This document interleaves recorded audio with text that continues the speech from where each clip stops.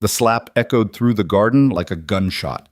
Half of London's aristocracy froze mid-conversation, teacups suspended in gloved hands as Lady Rowan Whitlock staggered backward, her cheek blazing crimson.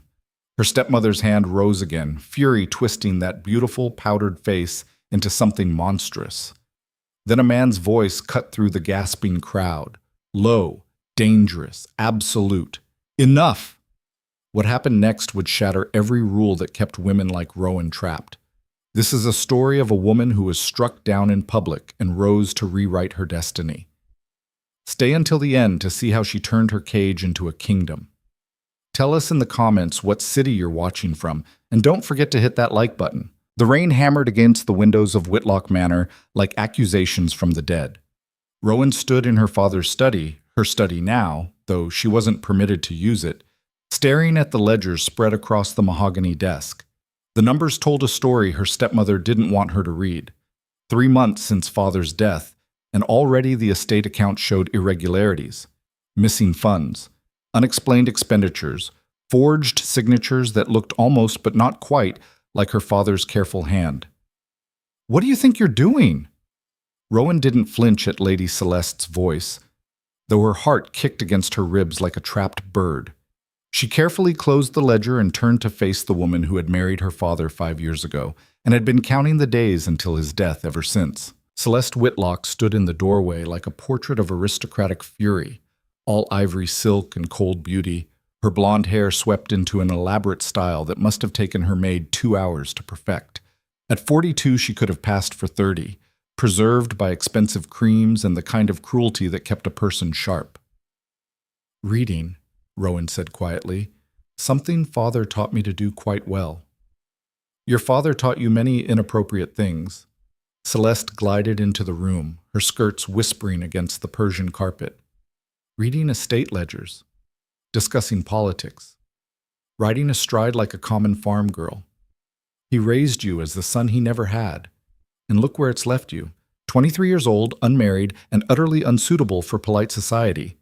Rowan's fingers curled against her palm. She wanted to scream that her father had raised her to be capable, to understand the land and the people who depended on it, to think and question and lead. Instead, she said, "I'm perfectly suitable. I simply choose my company carefully." "You won't have that luxury much longer." Celeste's smile was a blade wrapped in velvet. "Lord Edmund Ashford has formally requested your hand in marriage. I've accepted on your behalf." The world tilted. Lord Edmund Ashford. The man was a disaster wrapped in expensive tailoring, a gambling addict who'd lost 3 estates and was working on destroying a 4th. Everyone in London knew he needed a wealthy wife the way a drowning man needed air. Rowan had met him twice at social functions, and both times he'd been drunk before the soup course, his hands wandering where they had no business going. "You can't," Rowan whispered. "Father's will. Your father's will places your guardianship and the estate's management in my hands until you marry or reach the age of 25. Celeste examined her rings, the diamonds catching the lamplight. "I am simply executing my duties as your guardian. Edmund is of good family, appropriate rank, and most importantly, willing. Given your difficult nature, we can't afford to be choosy. He's a drunk and a gambler. He'll destroy everything father built. He's a man, which is what the law requires to properly manage an estate of this size." Celeste's voice hardened. "You seem to have forgotten your place, Rowan. You're not the master of Whitlock Manor. You're not even a legal adult in the eyes of the law, just a ward, a piece of property waiting to be transferred from one man's name to another's.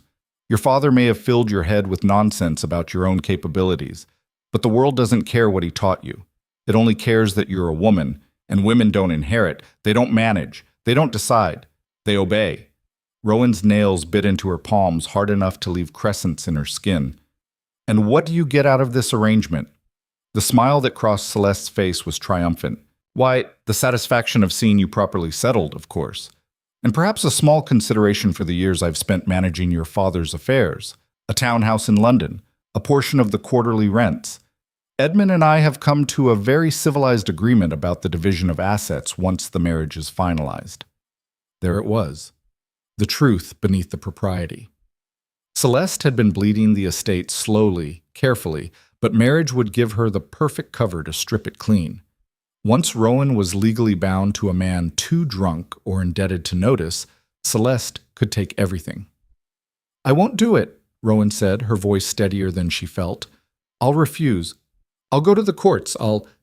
You'll do exactly as you're told." Celeste's voice dropped to a hiss, all pretense of maternal concern evaporating.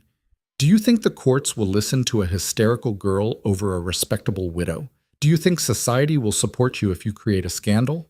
You have no allies, Rowan. Your father's old friends have their own estates to worry about. Your mother's family disowned you when she married beneath herself. You're alone."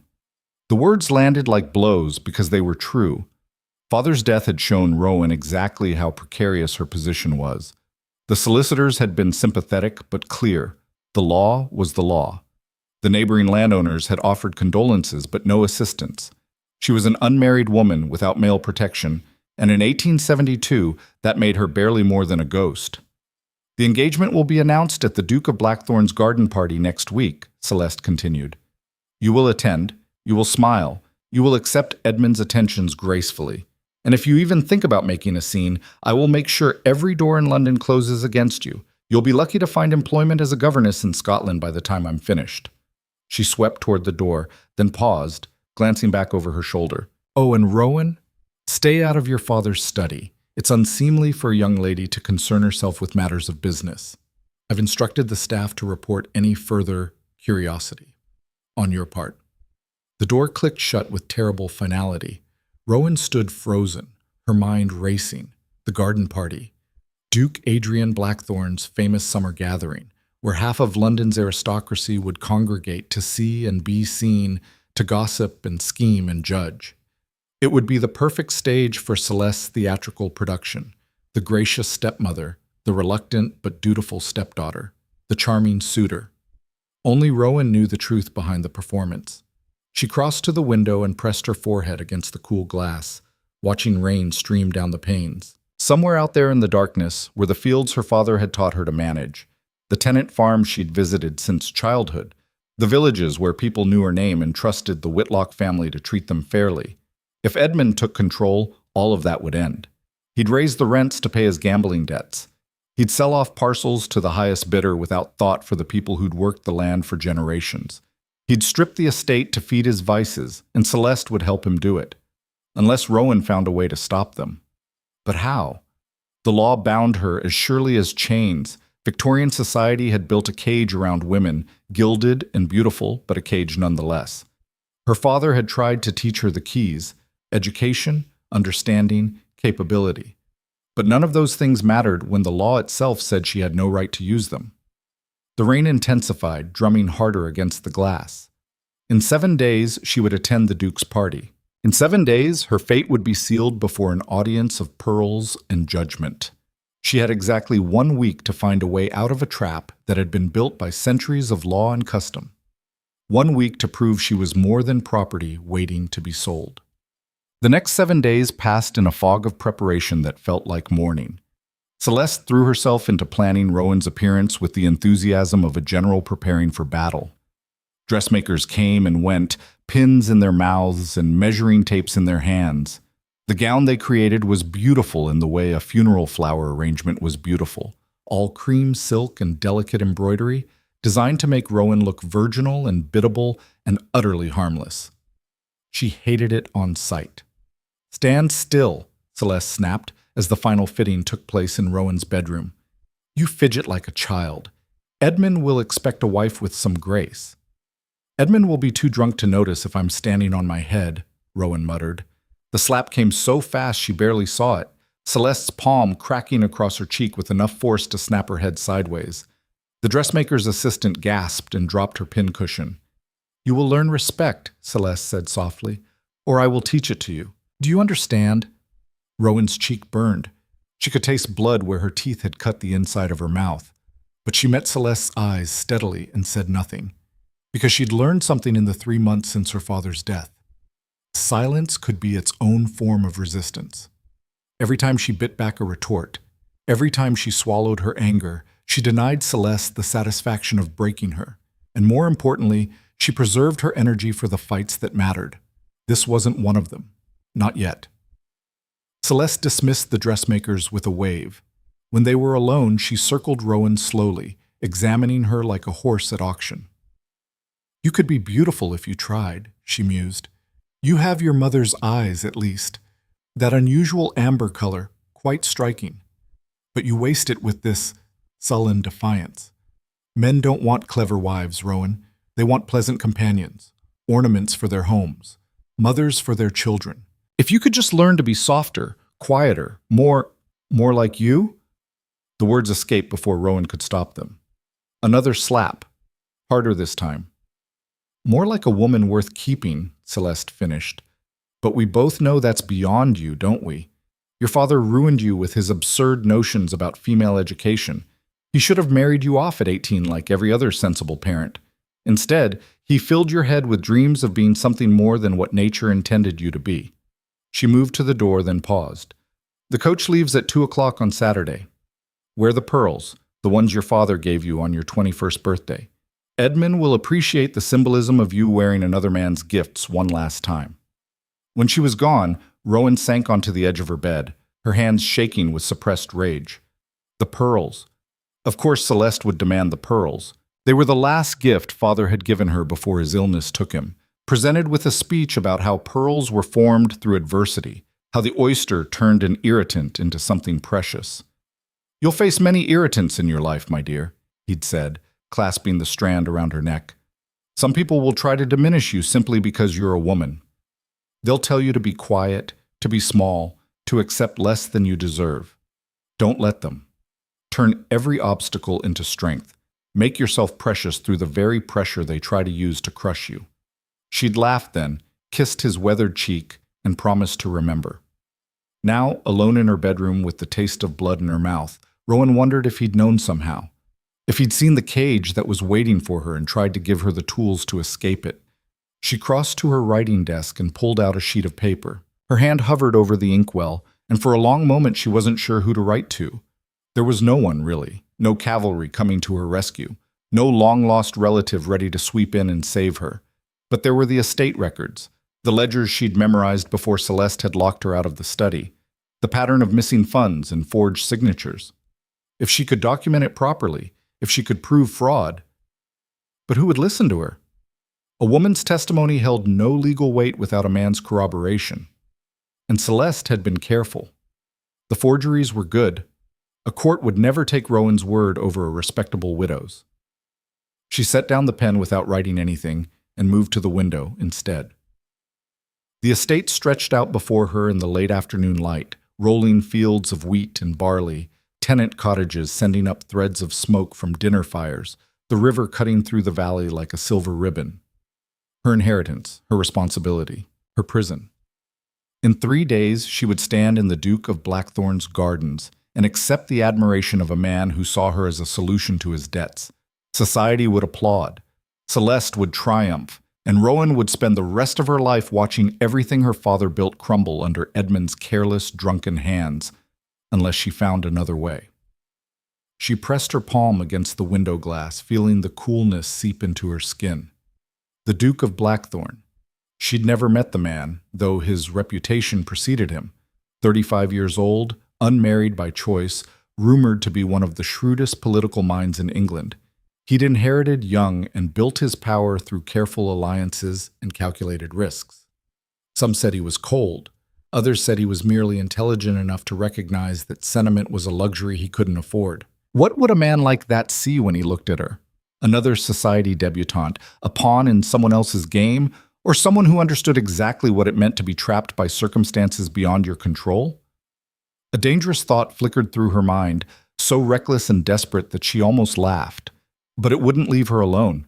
It circled like a hawk, waiting for the right moment to strike. What if she didn't wait to be rescued? What if she created a situation so dramatic, so public, that the rules themselves would have to bend?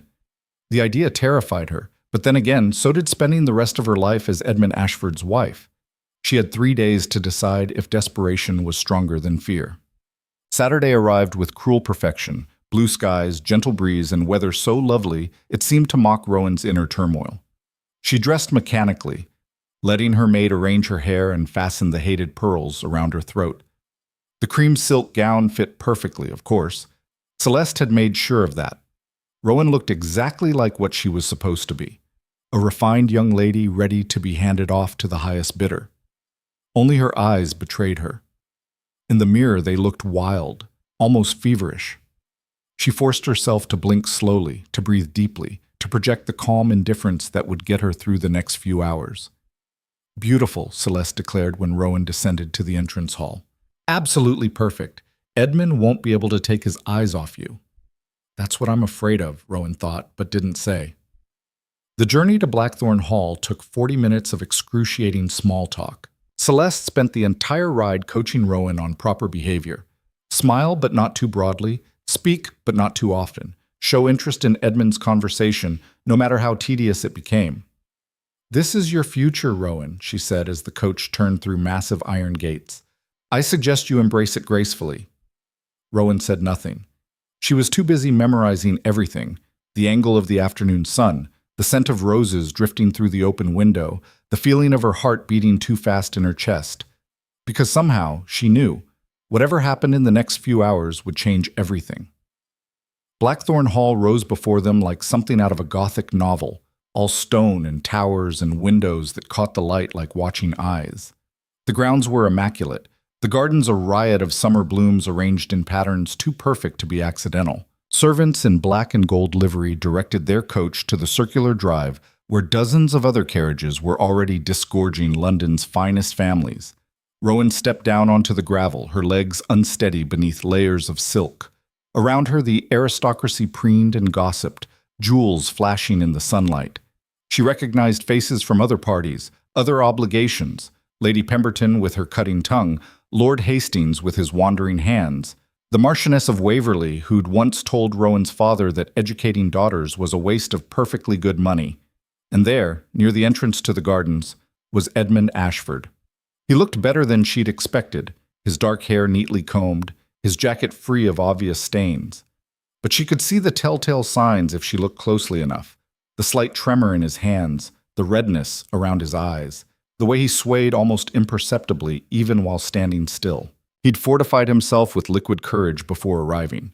Of course he had. "Lord Edmund," Celeste's voice was honey and poison mixed. "How wonderful to see you. May I present my stepdaughter, Lady Rowan?" Edmund's bow was textbook perfect, though he had to steady himself on a nearby column to execute it. "Lady Rowan, you look ravishing." The word made her skin crawl. "Lord Edmund, shall we take a turn through the gardens?"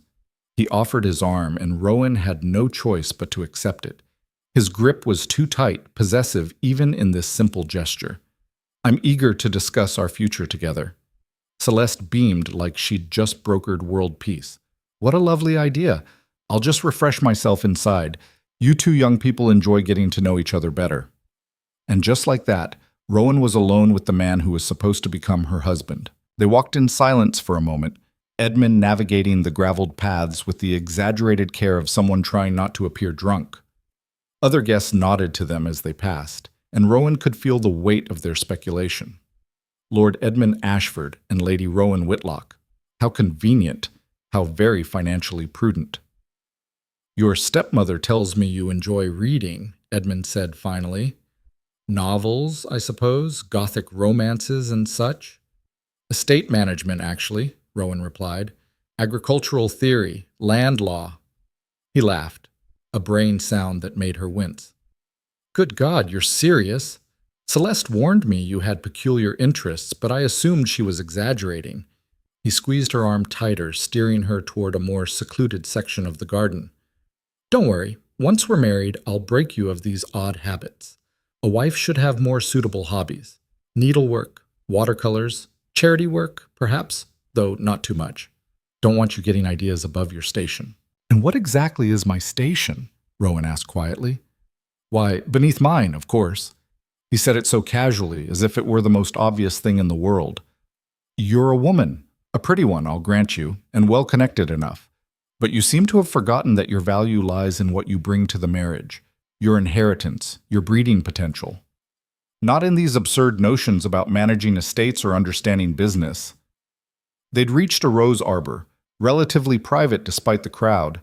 Edmund turned to face her, and for the first time she saw the calculation behind his drunken charm. This was a man who'd gambled away fortunes and was determined to win back his losses through her. "Let me be clear about our arrangement," he said, his voice dropping to something harder, more honest. "I need your money, your lands, the prestige of the Whitlock name. You need a husband, any husband, really, given your advanced age and difficult reputation. So here's what will happen. We'll marry quietly and quickly. I'll take control of the estate and do with it as I see fit. You'll run the household, produce heirs, and stay out of my way. Celeste will receive her agreed-upon compensation, and everyone will be satisfied." "And if I refuse?" Rowan asked, though she already knew the answer. Edmund smiled, but there was nothing warm in it. "Then Celeste will see to it that you're deemed mentally unstable. Grief over your father's death has unbalanced your mind, you see. Very tragic. Very common in unmarried women of a certain age. She has doctors willing to sign the necessary papers, institutions willing to house you, and by the time you're released, if you're released, the estate will have been managed so thoroughly that there'll be nothing left worth fighting for." The threat was delivered so calmly, so matter-of-factly, that for a moment Rowan couldn't breathe. They'd planned it all. Every contingency, every possible resistance. She wasn't just trapped. She was cornered by people who'd turned her own inheritance into a weapon against her. "Nothing to say?" Edmund raised an eyebrow. "Good. I prefer quiet women anyway. Now come, let's rejoin the party.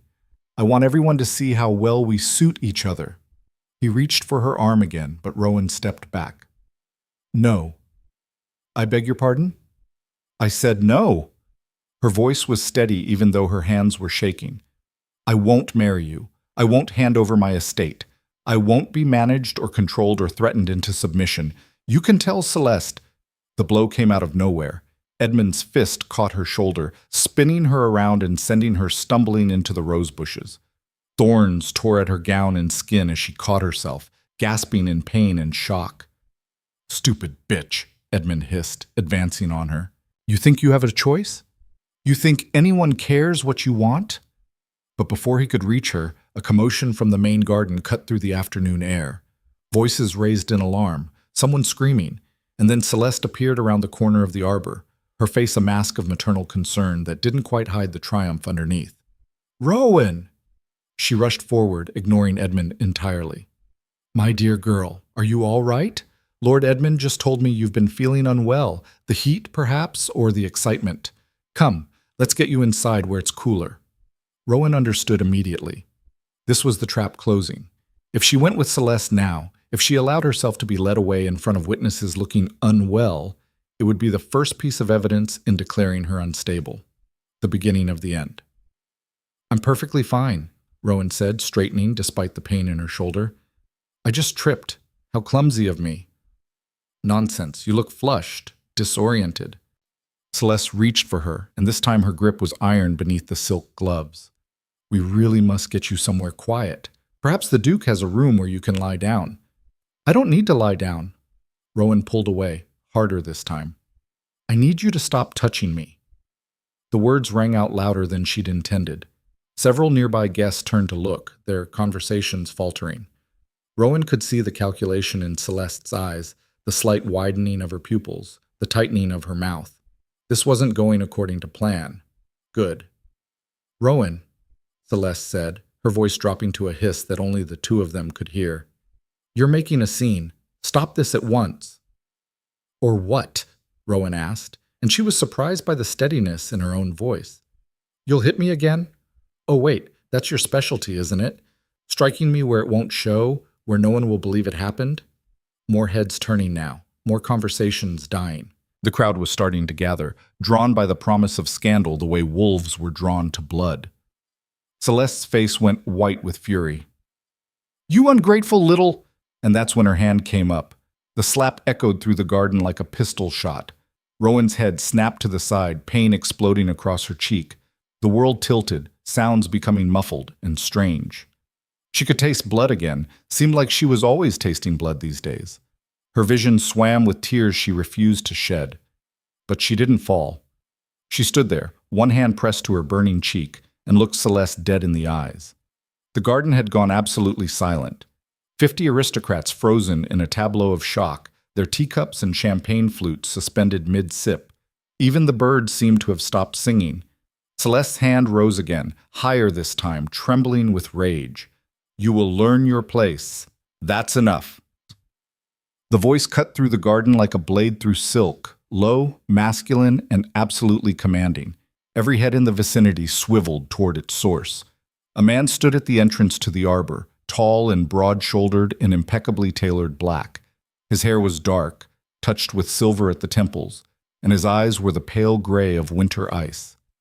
He moved with the kind of fluid grace that suggested either military training or natural athleticism, each step deliberate and precise. Duke Adrian Blackthorne. It had to be. He covered the distance between them in 4 long strides, and before Celeste's hand could descend again, his fingers wrapped around her wrist.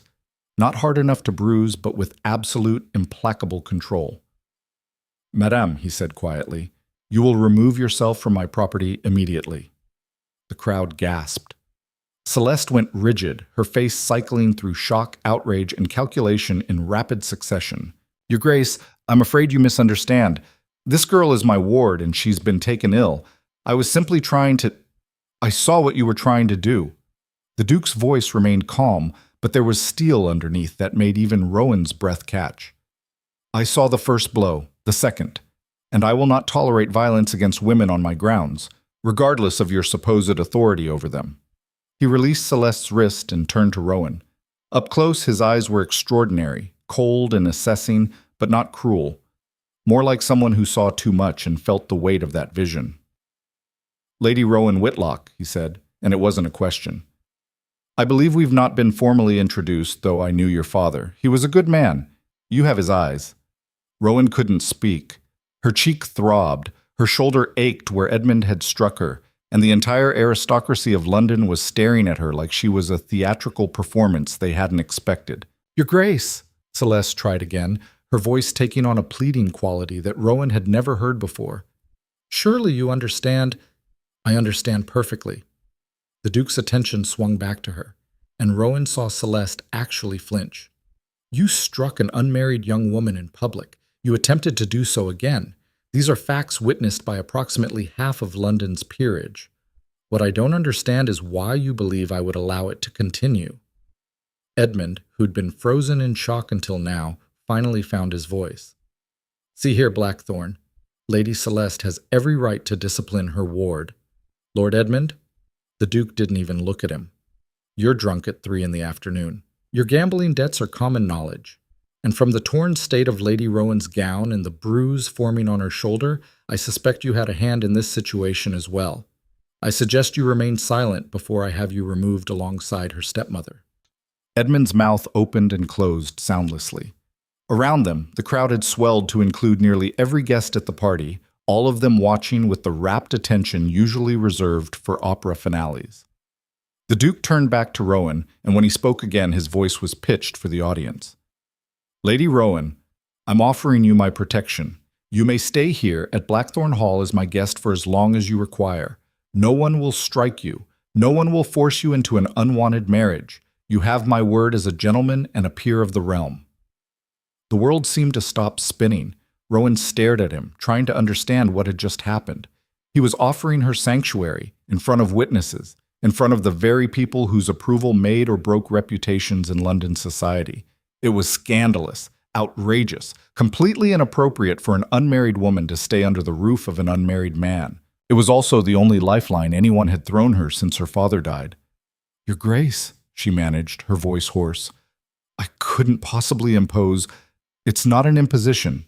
It's a necessity." His eyes held hers, and she saw something unexpected there. A flash of understanding, maybe even recognition, like he knew exactly what it felt like to be trapped by circumstances beyond your control. "Unless you'd prefer to return home with Lady Celeste." "No!" The word came out too quickly, too desperately. Rowan took a breath and tried again. No, Your Grace, I accept your kind offer. Thank you. He nodded once, then turned to face Celeste and Edmund. You heard the lady. She's under my protection now. I suggest you leave before I have my staff escort you out. Celeste's face had gone from white to red to purple in the span of a minute. This is unconscionable. You can't simply steal another man's ward. I'm not stealing anyone. I'm providing sanctuary to a young woman who was being physically abused in my garden. The Duke's voice hardened. If you'd like to take this matter to the courts, by all means do so.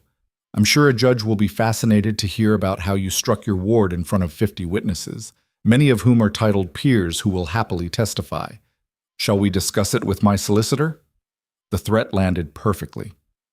Celeste knew as well as anyone that society might forgive a lot of things, but public violence against a grieving young woman wasn't one of them, not when it happened in front of this many witnesses. She could try to spin it, could claim Rowan had been hysterical or disobedient, but too many people had seen the truth. This isn't over, Celeste hissed. Then she turned and swept toward the entrance, Edmund stumbling after her like a faithful dog. The crowd parted to let them through, and the moment they disappeared from view, the garden erupted into furious whispers. Rowan could feel the weight of 100 conversations, all of them centered on her. Speculation, judgment, curiosity. She swayed slightly, the adrenaline that had been holding her upright suddenly draining away. The Duke noticed immediately and offered his arm, properly, respectfully, not with Edmund's possessive grip. Let's get you inside, he said quietly. You've had quite enough drama for one afternoon. Rowan nodded, not trusting her voice. She placed her hand on his arm and let him guide her through the staring crowd, away from the rose arbor and the scene of her very public rebellion. As they walked, she caught sight of her reflection in one of the hall's windows. Her cheek was already swelling, the pearls her father had given her were askew, and her cream silk gown was torn and stained with blood from the rose thorns. She looked like a disaster. She looked like someone who'd finally stopped being quiet. And despite everything, despite the pain and the scandal and the uncertain future ahead, Rowan Whitlock smiled. The Duke's private study was nothing like her father's had been. Where Whitlock Manor's library had been warm oak and worn leather, comfortable and lived in, Blackthorn's inner sanctum was all dark mahogany and sharp edges. Maps covered one wall, not decorative pieces, but working documents marked with notes in a precise hand. The desk held neat stacks of correspondence, each pile weighted with crystal paperweights that caught the afternoon light like trapped ice. Rowan stood in the center of the room, acutely aware that she was dripping blood onto an expensive Persian rug. Her hands trembled as she pressed a handkerchief to the worst of the thorn scratches on her arms. Sit, the Duke said, gesturing to a leather chair near the fireplace. Before you collapse. I'm fine. The lie was automatic, bred into her by years of social training. Ladies didn't complain. Ladies endured with grace. You're bleeding in 3 places that I can see, your cheek is swelling, and you've just publicly severed ties with your legal guardian in front of half of London. He moved to a cabinet and retrieved a crystal decanter. That's many things, Lady Rowan, but fine isn't one of them. He poured 2 fingers of amber liquid into a glass and held it out to her. When she hesitated, he added, It's brandy. Medical purposes. I'm not trying to compromise you. There's already enough scandal for one day. Rowan took the glass and drank. The liquor burned down her throat, making her gasp, but warmth spread through her chest and steadied her shaking hands. Thank you. For the brandy, for everything. Don't thank me yet. The Duke settled into the chair opposite hers, his own glass untouched. You need to understand what you've just done, what we've both just done. Created the scandal of the season? Created a declaration of war. His pale eyes studied her with unsettling intensity. Your stepmother won't accept this quietly. Neither will Lord Edmund. They'll fight back and they'll do it publicly. Your reputation, what's left of it, will be dragged through every drawing room in London. My reputation was already ruined the moment I refused to be a good, obedient ward. Rowan touched her swollen cheek, wincing. At least now I'm ruined on my own terms. Something flickered across the Duke's face. Surprise, maybe, or reluctant approval. That's a remarkably pragmatic view of social destruction. My father taught me to see things clearly, even when they're unpleasant.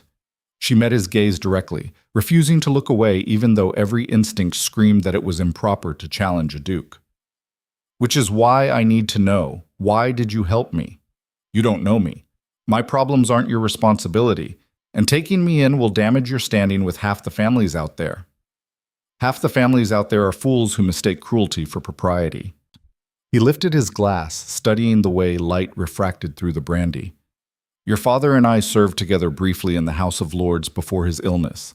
He was one of the few men there who understood that privilege carries obligation, that owning land means serving the people who work it, not exploiting them. When he died, I wondered what would happen to you. I heard rumors about your stepmother's plans.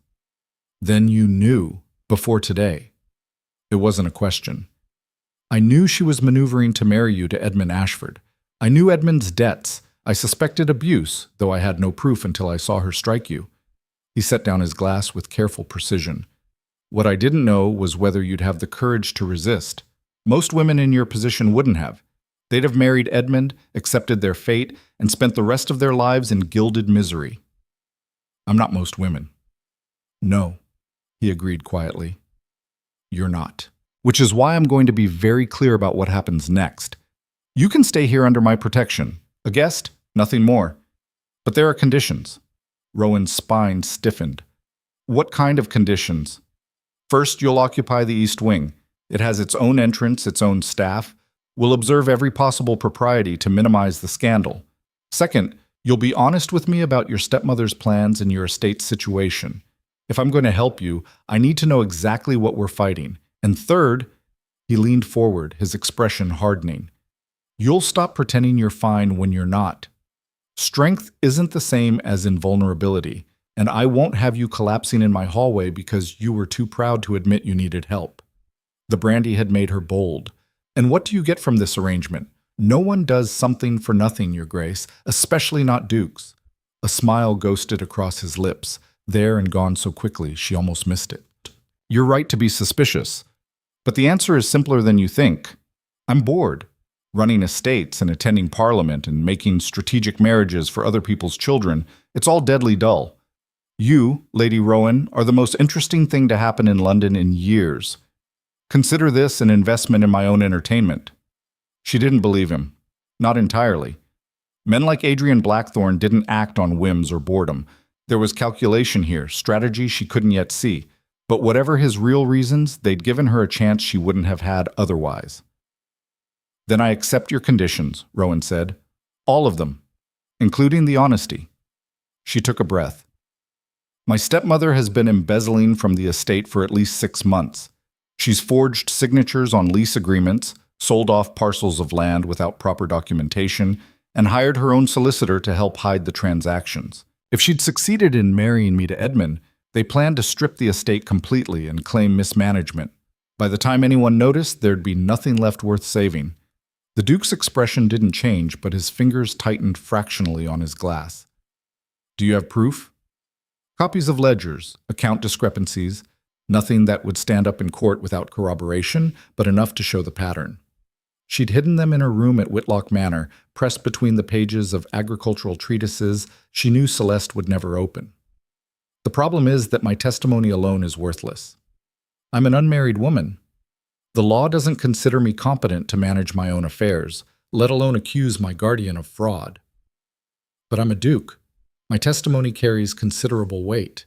He stood and moved to his desk, already thinking several moves ahead. We'll need a solicitor, someone unconnected to your stepmother's schemes. I'll send for Thomas Hartley. He's handled sensitive matters for me before. Your Grace, Rowan's voice caught. Why are you doing this? Really? He paused, his back to her, one hand resting on the desk. When he spoke, his voice was quieter than before. Because watching women like your stepmother destroy women like you has become unbearable. Because your father was right. Privilege without purpose is just parasitism. And because someone needs to prove that the law isn't the only form of justice available to those with the power to create it. Before Rowan could respond, a sharp knock interrupted them. The Duke's butler entered, his expression carefully neutral despite the unprecedented nature of the afternoon's events. Your Grace, Lady Pemberton and the Marchioness of Waverley are requesting an audience. They're quite insistent. The Duke's jaw tightened fractionally. I'm sure they are. Show them to the blue drawing room. Tell them I'll join them shortly. When the butler withdrew, he turned back to Rowan. The vultures are circling already. They'll want to hear the story directly from me, to decide which version to spread through London. You should rest. I'll have Mrs. Hadley prepare a room for you. I don't need to rest. I need to face them. Rowan stood, ignoring the protest of bruised muscles. Hiding will only make me look guilty or weak. You're injured and exhausted. I'm also the subject of their gossip. Better they see me now, defiant and standing, than imagine me cowering in some bedroom. She straightened her torn dress as best she could.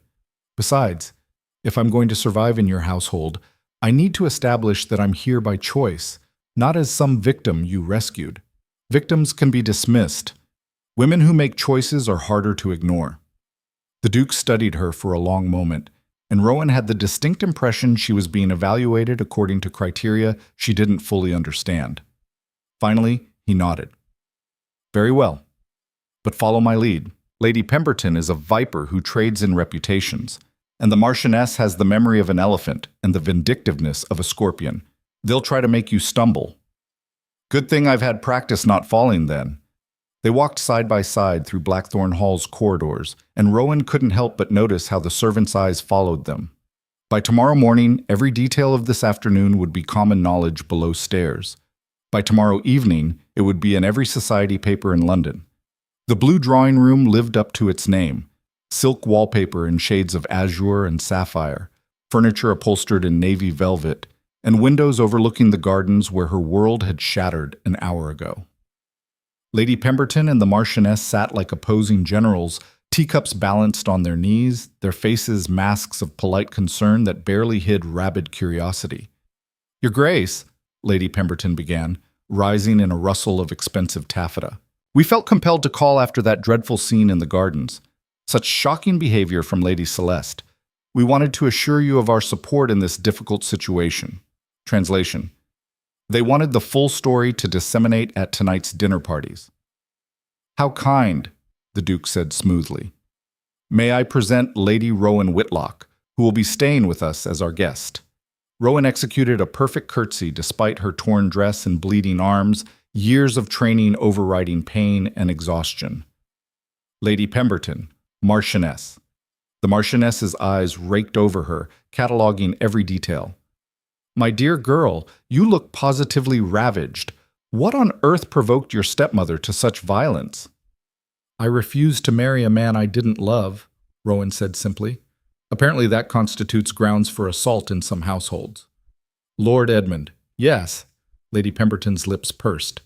We've all heard about his difficulties. Gambling, drinking, not at all suitable for a girl of your breeding. But surely your stepmother had your best interests at heart?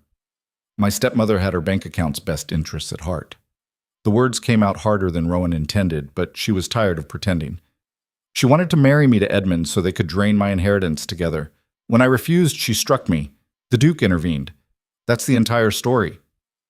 Silence fell like a curtain. The Marchioness's eyebrows climbed toward her hairline.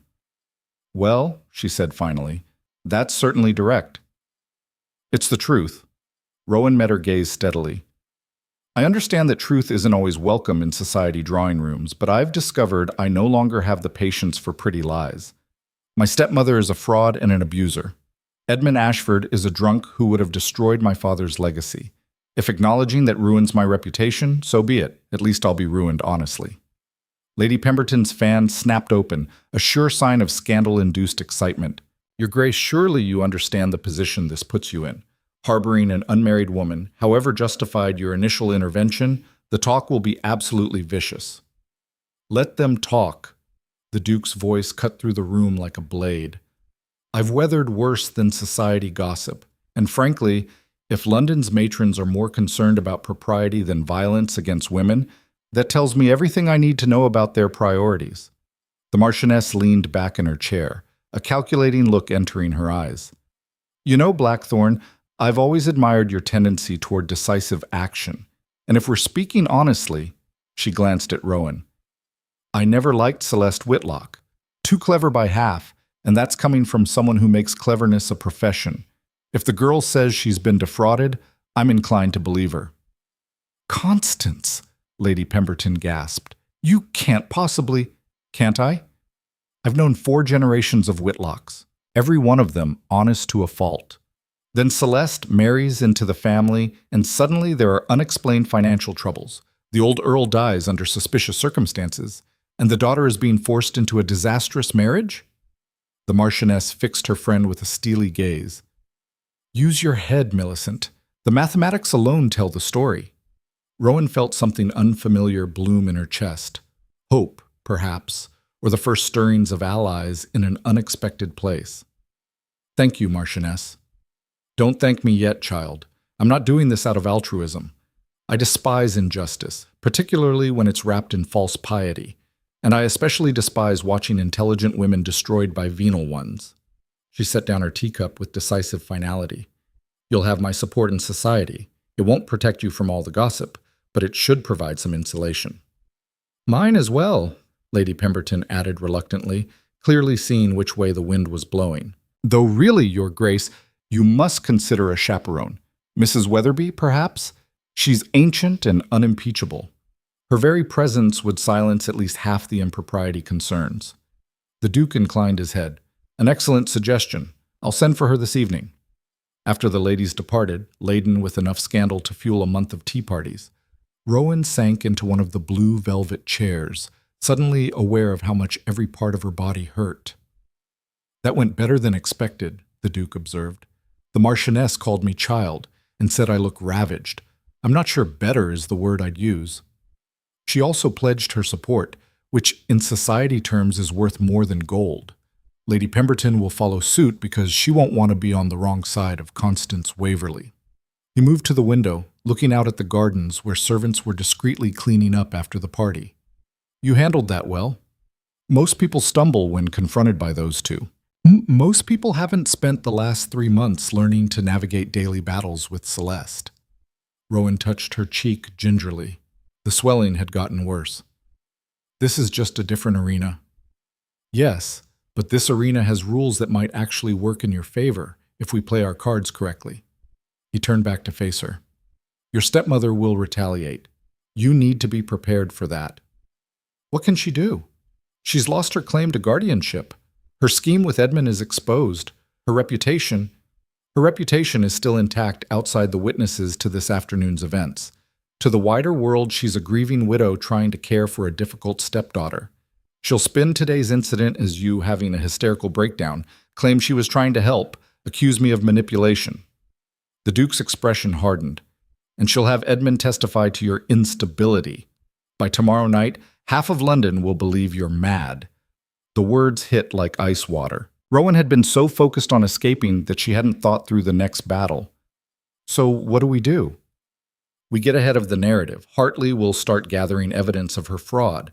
The Marchioness will spread her version of events through society. And you… He crossed the room and crouched beside her chair so they were eye level, his gaze intense. You learn to be a different kind of woman than you've been allowed to be. One who doesn't apologize for taking up space. One who fights back. I don't know how to be that person. Yes, you do. You proved it in the garden when you refused to fall. You proved it just now with Pemberton and Waverley. His voice softened slightly. Your father trained you to manage an estate, to think strategically, to lead.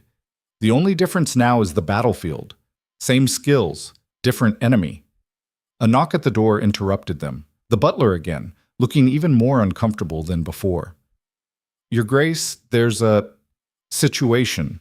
Lord Edmund Ashford has returned. He's demanding to speak with Lady Rowan. He's also quite intoxicated and becoming belligerent with the footman. The Duke rose smoothly, his face hardening into something dangerous. How many men does he have with him? He came alone, Your Grace, but he's making threats about legal action, kidnapping charges, corruption of a ward. Show him to the East Terrace. Have 4 footmen present, but out of immediate sight. If he raises his voice or makes any threatening gesture, remove him from the property. The Duke glanced at Rowan. You don't have to see him. Yes, I do. She stood, ignoring her body's protests. If I hide, he wins. And I'm done letting men like him win. The East Terrace was a wide stone platform overlooking Blackthorn's ornamental lake. In the fading afternoon light, the water looked like hammered bronze, and willow trees cast long shadows across manicured lawns. It should have been peaceful. Instead, it was a battlefield. Edmund paced near the balustrade, his earlier polish completely gone. His jacket was askew, his cravat loosened, and he reeked of whiskey even from 10 feet away. When he saw Rowan, his face twisted into something ugly. There she is, the whore who thinks she can— Finish that sentence and you'll be removed from my property in pieces, the Duke said quietly, stepping between them. Edmund's bloodshot eyes fixed on Rowan. You think you've won? You think running to your Duke will save you? Celeste has already spoken to our solicitor. We're filing papers to have you committed for your own safety. Unstable, hysterical, a danger to yourself. 3 doctors will testify to your deteriorating mental state. Paid doctors, Rowan said, forcing her voice steady. Lying under oath. That's fraud, Edmund. Criminal fraud. Prove it! He lurched forward, and immediately 2 footmen materialized from the shadows. Edmund froze, but continued talking. You're a woman. Unmarried. Grieving. Already publicly scandalous. Who do you think the courts will believe? You, or a respected widow and a peer of the realm trying to protect you from making disastrous decisions? They'll believe evidence, the Duke said. Financial records, forged documents, a pattern of fraud that predates today's incident. Did you really think Lady Rowan hadn't noticed her stepmother's embezzlement, or that she wouldn't have documented it? Edmund's face went pale beneath the flush of alcohol. You're bluffing. Test that theory, please. I would deeply enjoy watching you and Lady Celeste prosecuted for fraud, embezzlement, and conspiracy. The Duke's smile was all teeth. Of course, you'd need to survive the scandal first, and I imagine your creditors would be very interested to hear that your solution to your gambling debts just evaporated. You can't protect her forever, Edmund's voice rose. Eventually she'll have to leave this house. Eventually she'll be alone. And when that happens, is that a threat? The Duke's voice dropped to something deadly soft. Because if you're threatening violence against a woman under my protection, I should inform you that I'm a very good shot and I haven't called anyone out in years. I'd welcome the practice. The challenge hung in the air like smoke. Edmund opened his mouth, closed it, opened it again. He wasn't quite drunk enough or stupid enough to accept a duel with the Duke of Blackthorn. This isn't over, he spat finally. Celeste has connections, resources. She'll destroy both of you. Tell her I'm looking forward to it. Rowan stepped around the Duke, meeting Edmund's gaze directly. And tell her this. I'm not the scared girl she's been manipulating for 3 months. I know what she's done. I have proof, and I will burn her to the ground before I let her steal my father's legacy.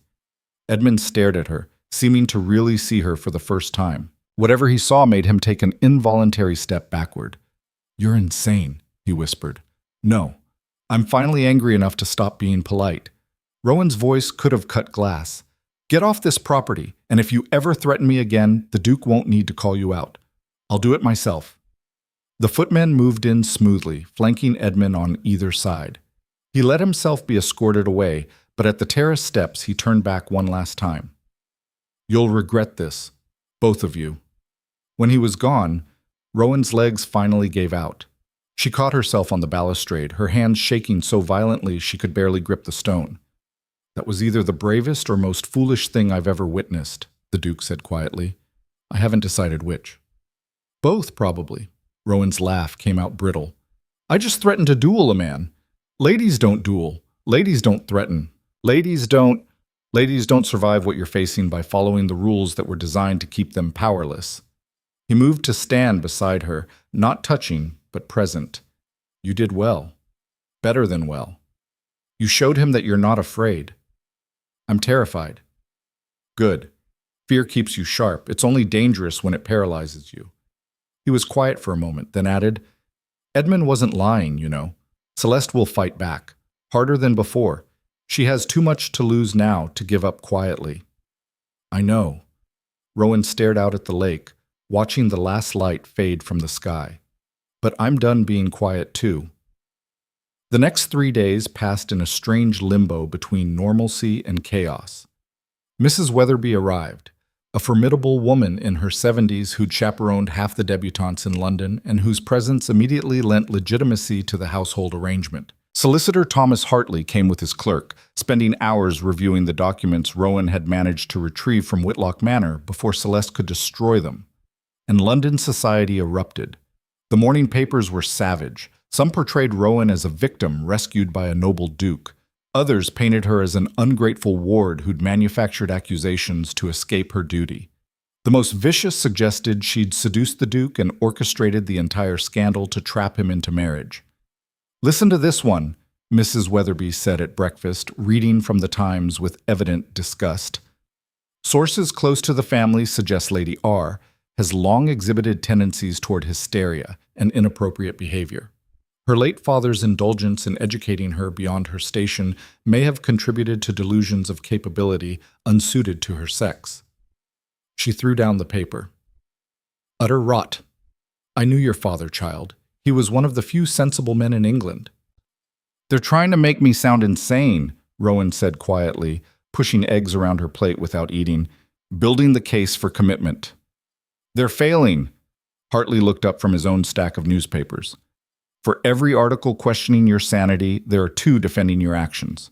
The Marchioness has been busy. She's convinced half her social circle that you're a brave young woman standing up to corruption. And the other half? Think you're a scheming Jezebel trying to trap a duke."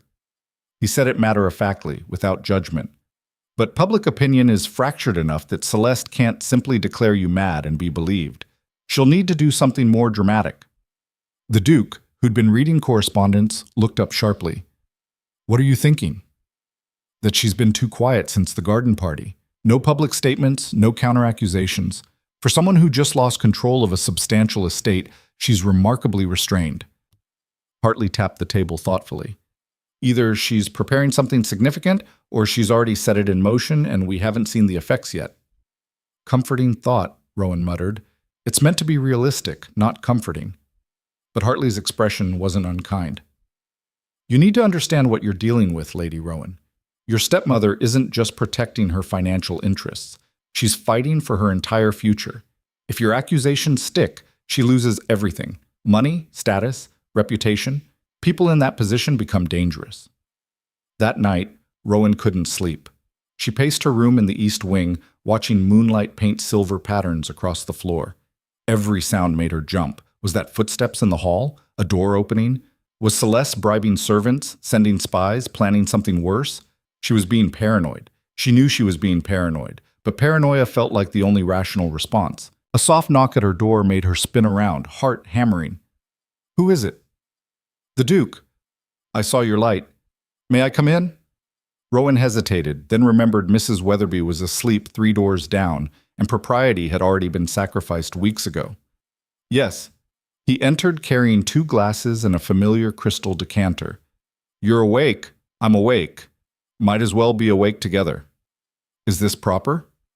"Nothing about this situation is proper, but Mrs. Weatherby would approve. Medicinal brandy for sleeplessness is perfectly acceptable." He handed her a glass and settled into the window seat, careful to maintain a respectful distance. "You're worried about tomorrow." Tomorrow. The day Hartley would formally file fraud charges against Celeste on Rowan's behalf. The day this private war became public record. "I'm worried about everything," Rowan admitted. "What if the courts don't believe the evidence? What if Celeste has somehow covered her tracks better than we think? What if you're not as alone as you feel?" She looked at him, really looked at him, in the moonlight. Adrian Blackthorne, Duke, peer of the realm, one of the most powerful men in England. And for reasons she still didn't fully understand, he'd chosen to stand beside her against the storm. "Why?" she asked. "Why risk so much for someone you barely know?" He was quiet for a long moment, swirling brandy in his glass. "Do you know how my parents died?" The change of subject startled her. "A carriage accident, I thought." "That's what the official record says. But the truth is that my father drove his carriage over a cliff deliberately. My mother was inside. I was 18. His voice was level, almost clinical, but Rowan could hear the old grief underneath. He'd gambled away most of the estate, borrowed against properties he'd already sold. By the time I inherited, I had more debt than assets and a reputation to rebuild from nothing. I didn't know. No one does. I've spent 17 years making sure of that. He looked at her directly. But I learned something then that I've never forgotten. The people who are supposed to protect you can be the ones who hurt you most.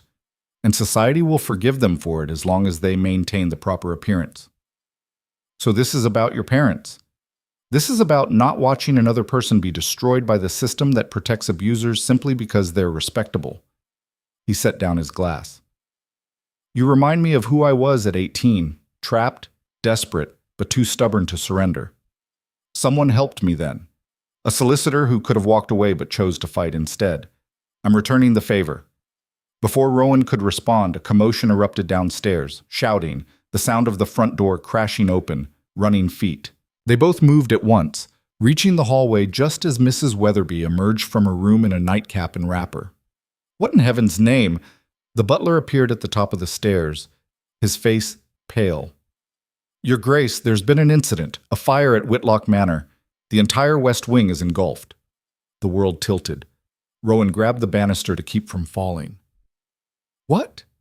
When? Is anyone hurt? We don't have details yet, my lady. The messenger just arrived from the village. He says the fire brigade is responding, but she was already moving, running toward her room to dress. The Duke caught her arm gently but firmly. You can't go there. Not tonight. Not until we know what happened. That's my home, my father's house. Rowan's voice broke. The staff, the tenants, will be taken care of by people already there. Rushing into danger won't help anyone. He turned to the butler. Send riders to the estate. I want hourly reports on the situation and a full accounting of everyone's safety. Send for the fire investigator from London. I want to know how this started. You think it was deliberate, Rowan whispered, the pieces clicking into place with horrible clarity. I think your stepmother is desperate, and desperate people do desperate things. His grip on her arm tightened. If she can't have the estate, she'll make sure you can't either. Burning it removes evidence of her fraud and destroys your inheritance in one move. The calculated cruelty of it stole Rowan's breath. To burn her father's house, the place where she'd grown up, where every room held memories, not out of passion or accident, but as strategy. She's a monster, Rowan said flatly. She's a survivor who's chosen monstrous methods. The Duke guided her gently away from the stairs, which means we need to be smarter and more ruthless than she is. Starting tomorrow, we go on the offensive. But as dawn broke over Blackthorn Hall, painting the sky in shades of blood and gold, Rowan stood at her window and watched smoke rise in the distance, black and terrible, against the morning light. Celeste had just raised the stakes beyond anything Rowan had imagined. The war for her future had just become a war for survival itself. The war for her future had just become a war for survival itself. By the time Rowan's coach rattled through the gates of Whitlock Manor 6 hours later, the fire had consumed half the west wing and left the rest a skeletal ruin of blackened timber and collapsed stone. Smoke still rose from the wreckage in lazy spirals, and the acrid stench of burned wood hung over everything like a shroud. She stepped down onto gravel that crunched with ash and broken glass, her throat already tightening. The Duke had insisted on accompanying her despite her protests, and now she was grateful for his solid presence beside her as she stared at what remained of her childhood home. The morning room where her mother had taught her watercolors, gone. The library where her father had read her poetry until she could recite Wordsworth from memory, a smoking crater. The entire wing where she'd grown up was simply erased, as if those years had never existed. Lady Rowan. She turned to find the fire brigade captain approaching, his face streaked with soot and exhaustion. Behind him, men were still dousing hot spots, their movements mechanical after hours of futile effort. Captain Brennan, what happened? Started around midnight in the servants' quarters of the West Wing, my lady. Spread fast, too fast for a natural fire. We found lamp oil splashed along the baseboards, rags soaked in accelerant. His jaw tightened. This was arson, no question. The Duke's expression hardened. Were there casualties? 3 servants suffered from smoke inhalation. They'll recover. But it's a miracle the whole manor didn't go up. If the wind had been blowing east instead of west, we'd have lost everything. Brennan pulled off his gloves, revealing blistered hands. Begging your pardon, my lady, but I need to ask, do you have enemies? Someone who'd want to destroy your property. Rowan's laugh was hollow. Yes, my stepmother. Brennan's eyebrows shot up, but before he could respond, a commotion erupted near the main entrance. A carriage had arrived, expensive, gleaming despite the ash floating through the air, and from it emerged Lady Celeste Whitlock, dressed in dramatic black as if she were attending a funeral. "My house!" she wailed, pressing a handkerchief to her eyes. "Oh, my beautiful house! This is catastrophic!" Rowan felt rage ignite in her chest like the fire that had consumed her home. She crossed the distance between them in long strides, dimly aware of the Duke following close behind. "Your house?" Rowan's voice cut through Celeste's theatrical grief. "You burned down my house, and now you're here to play the grieving widow?" Celeste's tears vanished instantly, replaced by cold calculation. "How dare you accuse me? I was in London all night. I have witnesses." When the messenger arrived with news of this tragedy, I came immediately, devastated that the home my dear husband built has been destroyed. "By arson," the Duke said quietly. "Captain Brennan has confirmed it. Someone deliberately set this fire using accelerants, someone who knew the layout of the servants' quarters and when they'd be most vulnerable." "Then you should be looking at disgruntled servants, not respectable widows." Celeste's eyes glittered with malice as she turned to the growing crowd of estate workers and villagers who'd gathered to watch their world burn. "Though I suppose I shouldn't be surprised that poor Rowan is making wild accusations. The girl's been unstable since her father's death. This paranoid delusion that I'm somehow her enemy is just another symptom of her deteriorating mental state." Several people in the crowd murmured. Rowan recognized faces, tenant farmers who'd known her since childhood, maids who'd worked for her family for decades. But mixed with familiar sympathy, she saw uncertainty, doubt. "She's not unstable," the Duke said sharply. "She's being systematically victimized by someone who stands to profit from her destruction. Of course you'd defend her, Your Grace. We've all heard about your arrangement." Celeste's smile was poison wrapped in silk. "Taking an unmarried woman into your home, keeping her isolated from proper society. Some might say, you're the one manipulating her, turning her against her own family for your own purposes." The accusation landed like a slap. Rowan saw the calculation instantly. Celeste was poisoning the well, making sure that anything Rowan or the Duke said would be dismissed as conspiracy or corruption. "That's a lie," Rowan said, but her voice sounded weak even to her own ears. "You've been embezzling from the estate. We have proof. Proof created by a girl everyone knows received an inappropriate education, who's been living unchaperoned with a bachelor for days." Celeste addressed the crowd now, playing to them like an actress on stage. "I've tried to help her. I've tried to secure her future through marriage to a respectable man. But she's rejected every kindness, made wild accusations, and now my poor home is destroyed. Can anyone honestly say this is the behavior of a rational mind? Can anyone honestly believe a woman would burn down her own property?" The Duke's voice cracked like a whip. "Lady Celeste stands to inherit if Lady Rowan is declared incompetent. She has motive, means, and opportunity. This fire destroys evidence of her fraud while simultaneously making Lady Rowan appear unhinged. It's almost elegant in its cruelty." But Celeste had chosen her battlefield well. Many in the crowd were conservative villagers who'd never trusted the Duke's progressive politics, who remembered Rowan as the peculiar girl who read estate ledgers instead of fashion plates. When Celeste dabbed at her eyes again, several women moved to comfort her. "I think," Celeste said softly, "that perhaps it's time for the magistrate to become involved, not just to investigate the fire, but to address the larger question of Lady Rowan's welfare. A girl in her condition needs proper care, not the influence of those who would use her instability for their own gain." The trap snapped shut. Rowan saw it clearly now, the fire, the public confrontation, the carefully staged grief. Celeste had orchestrated this entire scene to force the magistrate's hand. If he investigated, he'd have to choose between believing a duke and an aristocratic widow, or an unmarried woman everyone already thought was peculiar. The fire itself would be blamed on servants or accident, impossible to prove otherwise, and Rowan would be the one who looked hysterical, paranoid, and potentially dangerous. "No," Rowan said, her voice stronger now. "I won't let you do this. You don't have a choice, dear child." Celeste's sympathy was worse than her cruelty. "This is for your own protection." "Then let's put it to a test." The words came out before Rowan fully thought them through, but once started, she couldn't stop. "You claim I'm mentally unstable. I claim you're a criminal. Let's settle this publicly, legally, where everyone can see the evidence." The Duke touched her arm in warning. "Rowan." "I challenge you to a formal inquest," Rowan continued, her heart hammering but her voice steady. "Before the magistrate, before witnesses, before all of London, if necessary. Let's present our evidence, yours of my supposed insanity, mine of your fraud and arson.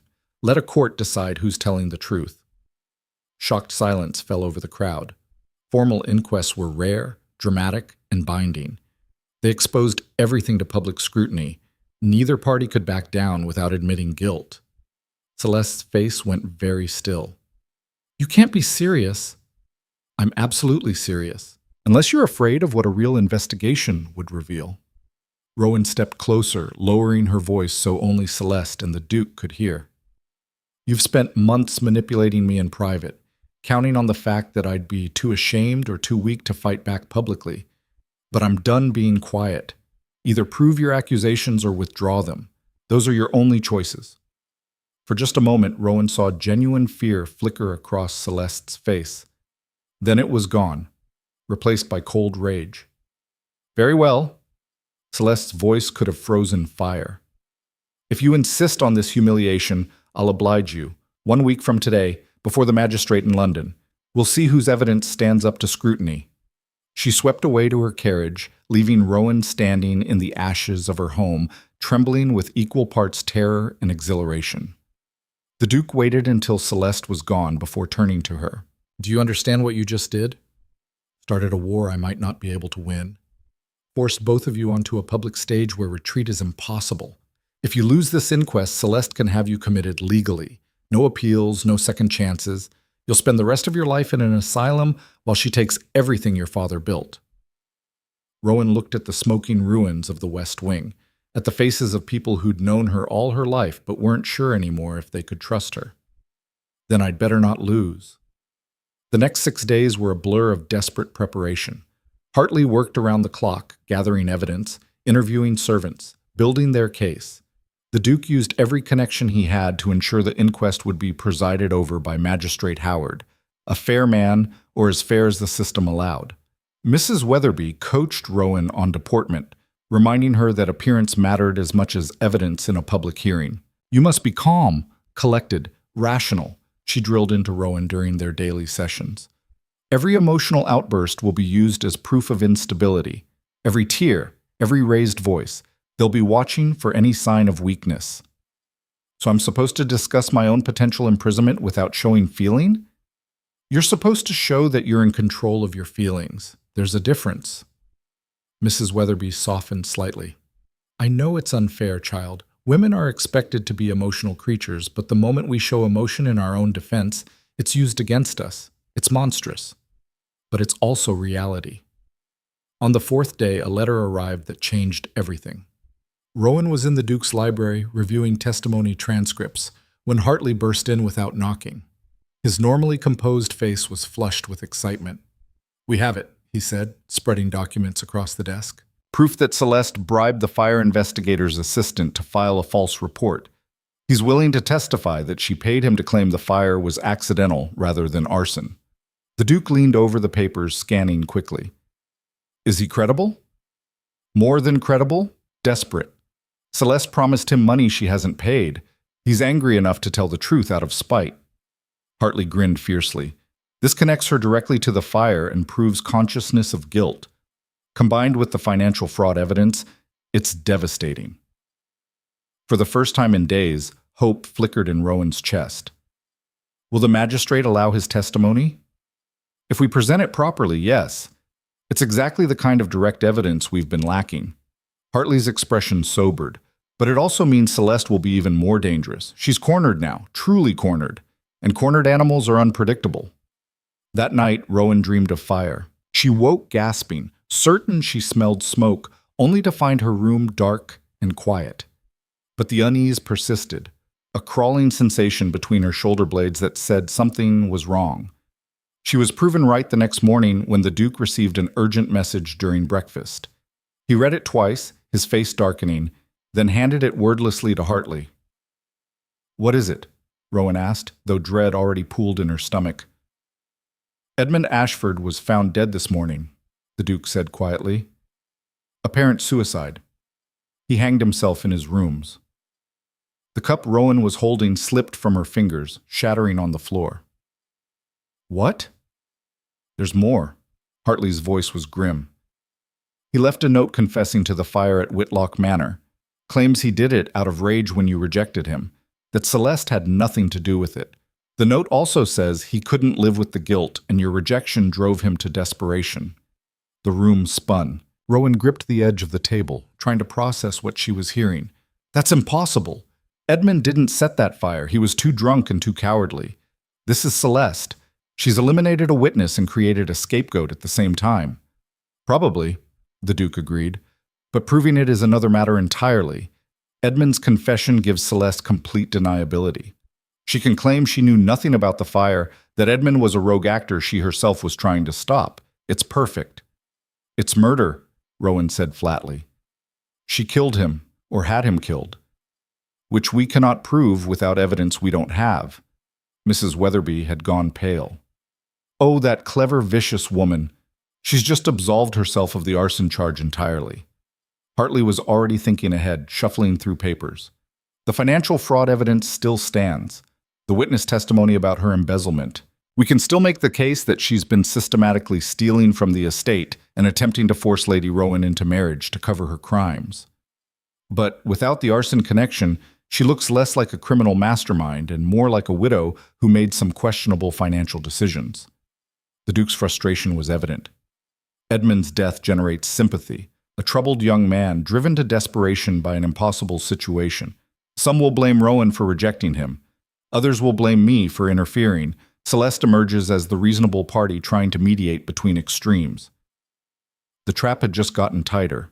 Rowan stood abruptly, unable to sit still. "So what do we do? Concede defeat? Let her win because she's willing to kill to protect her secrets?" "We adapt." The Duke's voice was steel. "Celeste has shown us she'll do anything, including murder, to maintain control. That means she's also made mistakes. Desperate people always do. We find those mistakes, and we exploit them." "We have 2 days before the inquest," Hartley pointed out.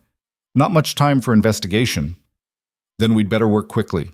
What followed were 48 hours of intensive, almost frantic investigation. Hartley interviewed every servant who'd worked at Whitlock Manor, looking for inconsistencies in Celeste's story. The Duke used his network to trace Edmund's movements in the hours before his death. Mrs. Weatherby quietly spread the word among society matrons that perhaps Edmund's death was less suicide and more silencing of an inconvenient witness. Rowan spent the time reviewing every detail of her case, memorizing figures, preparing for questions she knew would be designed to trip her up. She barely slept. Food tasted like ashes, but she forced herself to eat, to rest, to maintain the appearance of stability that the inquest would demand. On the morning of the hearing, she dressed with meticulous care. A simple navy dress, no jewelry except her father's pearls. Hair pulled back severely to emphasize her face rather than hide it. She looked like exactly what she needed to be, a competent woman in control of herself and her faculties. "Remember," Mrs. Weatherby said as the coach arrived, "calm and rational. No matter what Celeste says, no matter what accusations are made. You are the voice of reason. She is the hysterical one, even if she doesn't show it." The hearing was held in the magistrate's chambers, a wood-paneled room that smelled of old books and older secrets. Magistrate Howard sat behind a massive desk, flanked by 2 legal clerks. A dozen witnesses and observers filled the benches, and Rowan recognized several prominent members of society who'd come to watch the spectacle. Celeste arrived fashionably late, dressed in deep mourning black. Her eyes were red-rimmed as if she'd been crying, and she leaned heavily on her solicitor's arm. The performance was masterful. "We are gathered," Magistrate Howard began, "to hear evidence regarding the mental competency of Lady Rowan Whitlock and the allegations of financial impropriety made against her guardian, Lady Celeste Whitlock. These are serious matters that will determine Lady Rowan's future and potentially result in criminal charges. I expect decorum, honesty, and respect for the court's authority." He gestured to Celeste's solicitor. "You may present your case first." What followed was a systematic assassination of Rowan's character. Celeste's solicitor called witnesses who testified to her peculiar education, her unfeminine interests in estate management, her refusal to accept appropriate marriage proposals. A doctor who'd never examined Rowan gave a detailed opinion about how grief could unbalance young women's minds, leading to delusions and paranoia. Then Celeste herself took the stand, tears streaming down her face as she described her heartbreak at watching her stepdaughter deteriorate. "I've tried everything to help her," Celeste said, her voice breaking convincingly. "But she's convinced herself that I'm her enemy, that everyone is conspiring against her. The accusations of fraud, the fire. She's building elaborate fantasies rather than accepting reality. It's not her fault. It's illness. But she needs treatment, not independence." Several people in the gallery murmured sympathetically. Rowan felt the Duke's hand briefly touch her shoulder in support, then withdraw before anyone could notice. Finally, it was Hartley's turn. He stood with quiet confidence and began systematically destroying Celeste's narrative. First came the financial evidence, ledgers showing discrepancies, forged signatures, missing funds. Hartley presented expert testimony from 2 accountants who'd reviewed the records and found clear patterns of embezzlement. Then came the servants, a maid who'd seen Celeste entertaining Edmund late at night, discussing arrangements, a groundskeeper who testified that Celeste had ordered him to inventory the house contents weeks before the fire, as if planning for their removal, the fire investigator's assistant who admitted, under oath, that Celeste had paid him to alter his report. With each piece of evidence, Rowan watched Celeste's composure crack incrementally. Her tears dried up, her posture stiffened. The grieving widow facade crumbled to reveal the calculating mind beneath. Finally, Hartley called Rowan herself. She walked to the witness stand on legs that threatened to give out, but once seated, a strange calm descended. This was it. Everything she'd fought for came down to how she presented herself in the next hour. "Lady Rowan," Hartley began gently, "can you describe your relationship with your stepmother?" "Cordial, when my father was alive. Hostile after his death." Rowan kept her voice steady, factual. "Lady Celeste made no secret that she viewed me as an obstacle to her control of the estate. She attempted to force me into marriage with Lord Edmund Ashford against my wishes. And when you refused, she struck me, publicly, at the Duke of Blackthorn's garden party." Rowan met Celeste's eyes across the room. "She told me I had no choice, that I was property waiting to be transferred from one man's control to another's. When the Duke intervened, she escalated to arson and false accusations of insanity." Celeste's solicitor shot to his feet. "Objection! There's no evidence connecting Lady Celeste to the fire. Lord Edmund's confession was written by a man who was found hanged 12 hours after he became a liability to my stepmother's scheme," Rowan interrupted, and the room went silent. "Lord Edmund was a drunk and a fool, but he wasn't suicidal. He was murdered to silence him and provide a convenient scapegoat for the fire he didn't set." "That's an outrageous accusation," Celeste shrieked, all pretense of composure gone. "You have no proof." "I have a pattern of behavior," Rowan said, her voice cutting through the uproar. "Financial fraud, physical abuse, arson, and now convenient death of an inconvenient witness. How many crimes does she need to commit before we acknowledge what's obvious? She's not protecting me. She's protecting her access to my inheritance." Magistrate Howard banged his gavel. "Order! Lady Celeste, control yourself." But Celeste was beyond control now. She stood pointing at Rowan with a shaking hand. "You ungrateful little bitch. I gave you everything. A home, a future, a chance at respectability. You gave me nothing but bruises and threats," Rowan said coldly. "My father gave me this estate. You've spent the last 3 months trying to steal it." Your father was a fool who wasted his life on you. Celeste's mask had shattered completely. He should have married you off at 18, but instead he filled your head with nonsense about being capable, being special. You're nothing but a woman, Rowan, a piece of property, and I will see you locked in an asylum before I let you keep what should be mine. The silence that followed was absolute. Magistrate Howard looked at Celeste with something approaching disgust. Lady Celeste, I suggest you sit down and consult with your solicitor before you say anything else. But the damage was done. Celeste had revealed herself. The rage, the greed, the complete lack of maternal concern. Even her own solicitor looked shaken. Hartley resumed his questioning, but it was almost unnecessary now. Rowan detailed the embezzlement, the forged documents, the planned marriage to Edmund that would have given Celeste access to strip the estate clean. She spoke calmly, rationally, citing specific figures and dates. She was everything Celeste had accused her of being: educated, capable, clear-minded. She was everything a woman in 1872 wasn't supposed to be, and for once, that worked in her favor. When the testimony concluded, Magistrate Howard called for a brief recess. Rowan returned to her seat beside the Duke, her hand shaking with delayed reaction. "You did perfectly," he murmured. "She destroyed herself." "It's not over yet." But when Howard returned, his expression told the story before he spoke. "This court finds no evidence of mental incompetency in Lady Rowan Whitlock. Furthermore, there is substantial evidence of financial fraud and conspiracy on the part of Lady Celeste Whitlock." His voice hardened. "Lady Celeste, you are hereby stripped of all guardianship rights over your stepdaughter. Criminal charges for embezzlement and conspiracy to commit fraud will be filed. You are ordered to surrender any and all documents relating to the Whitlock estate immediately." Celeste went white as snow. "You can't." "I can, and I have. This hearing is concluded." It should have felt like victory. Rowan had won. She was free. The law had finally, miraculously, sided with her against her abuser. But as they left the chamber, Rowan caught sight of Celeste's face, and what she saw there froze her blood. Not defeat, not shame, rage, pure murderous rage. "She's not done," Rowan whispered to the Duke. "She's going to do something terrible."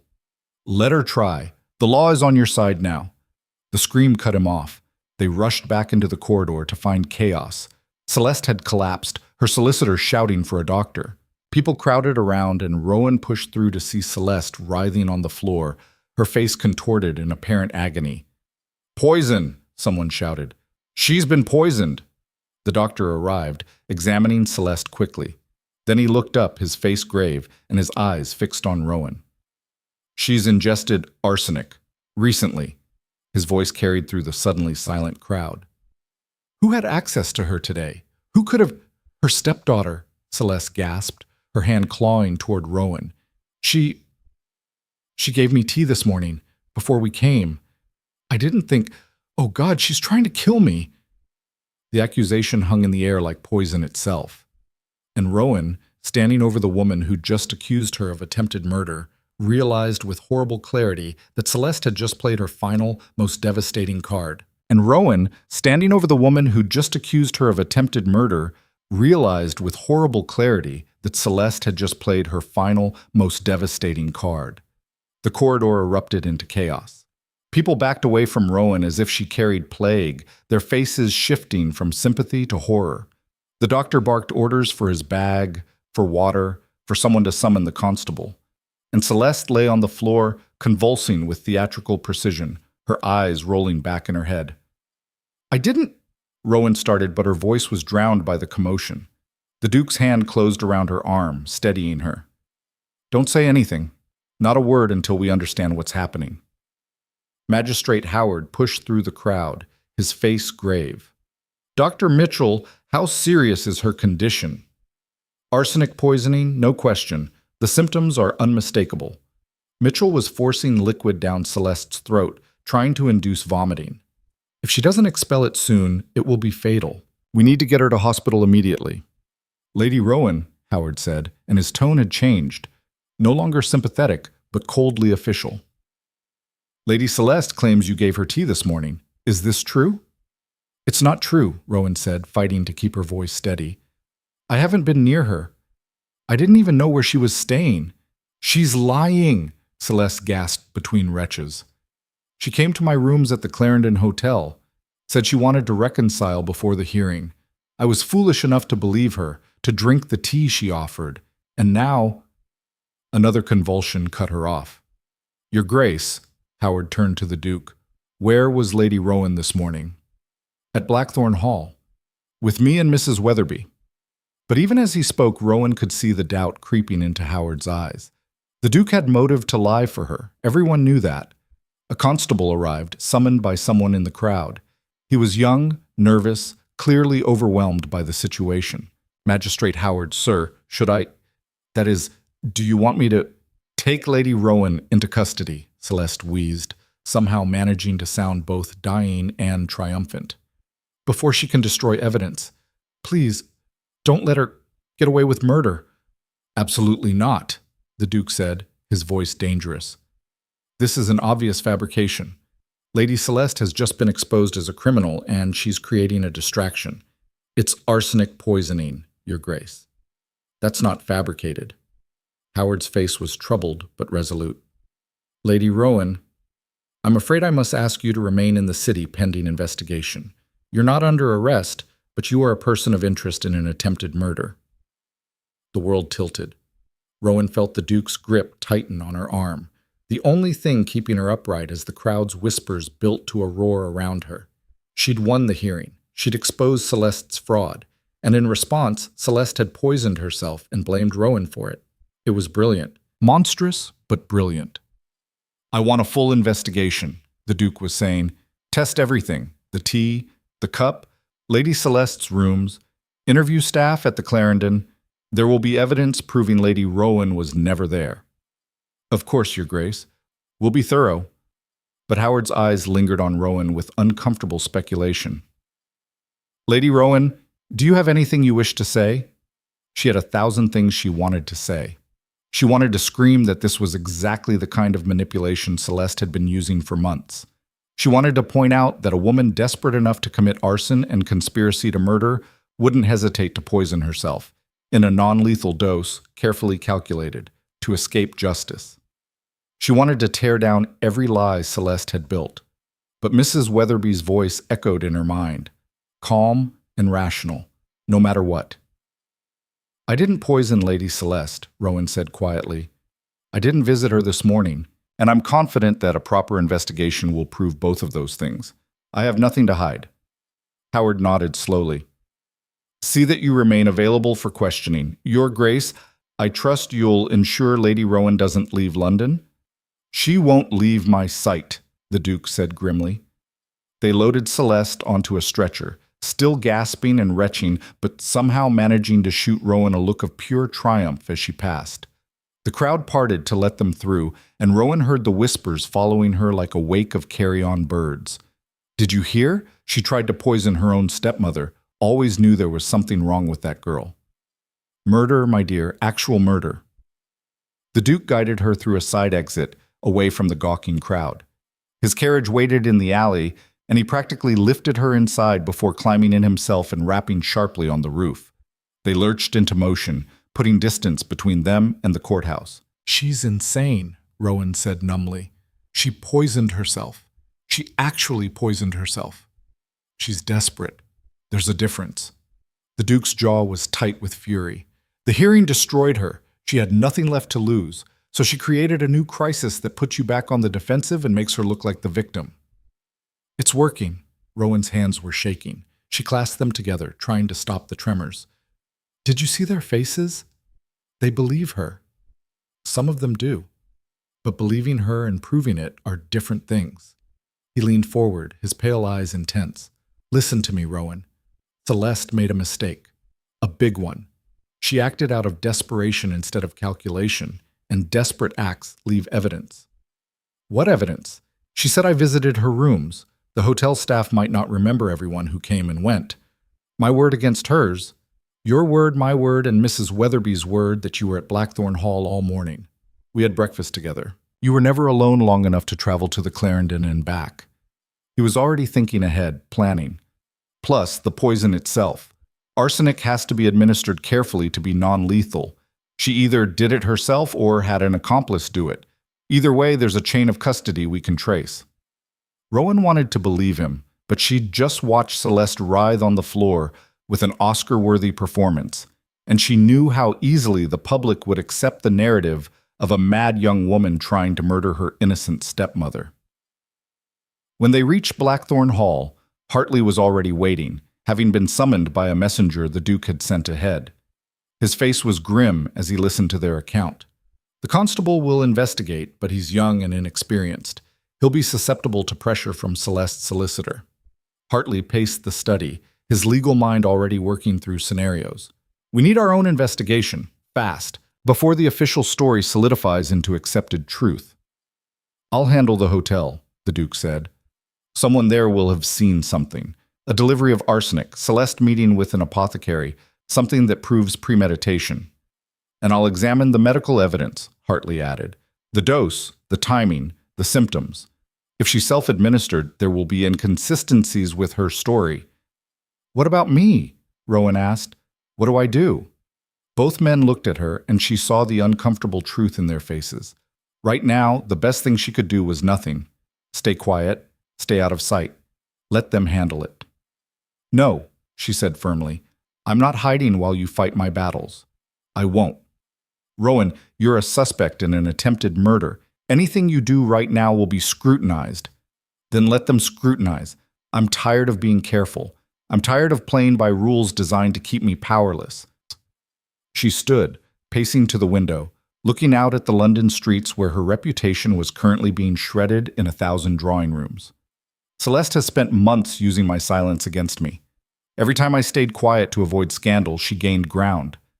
Maybe it's time I stopped worrying about scandal and started creating some of my own. The Duke raised an eyebrow.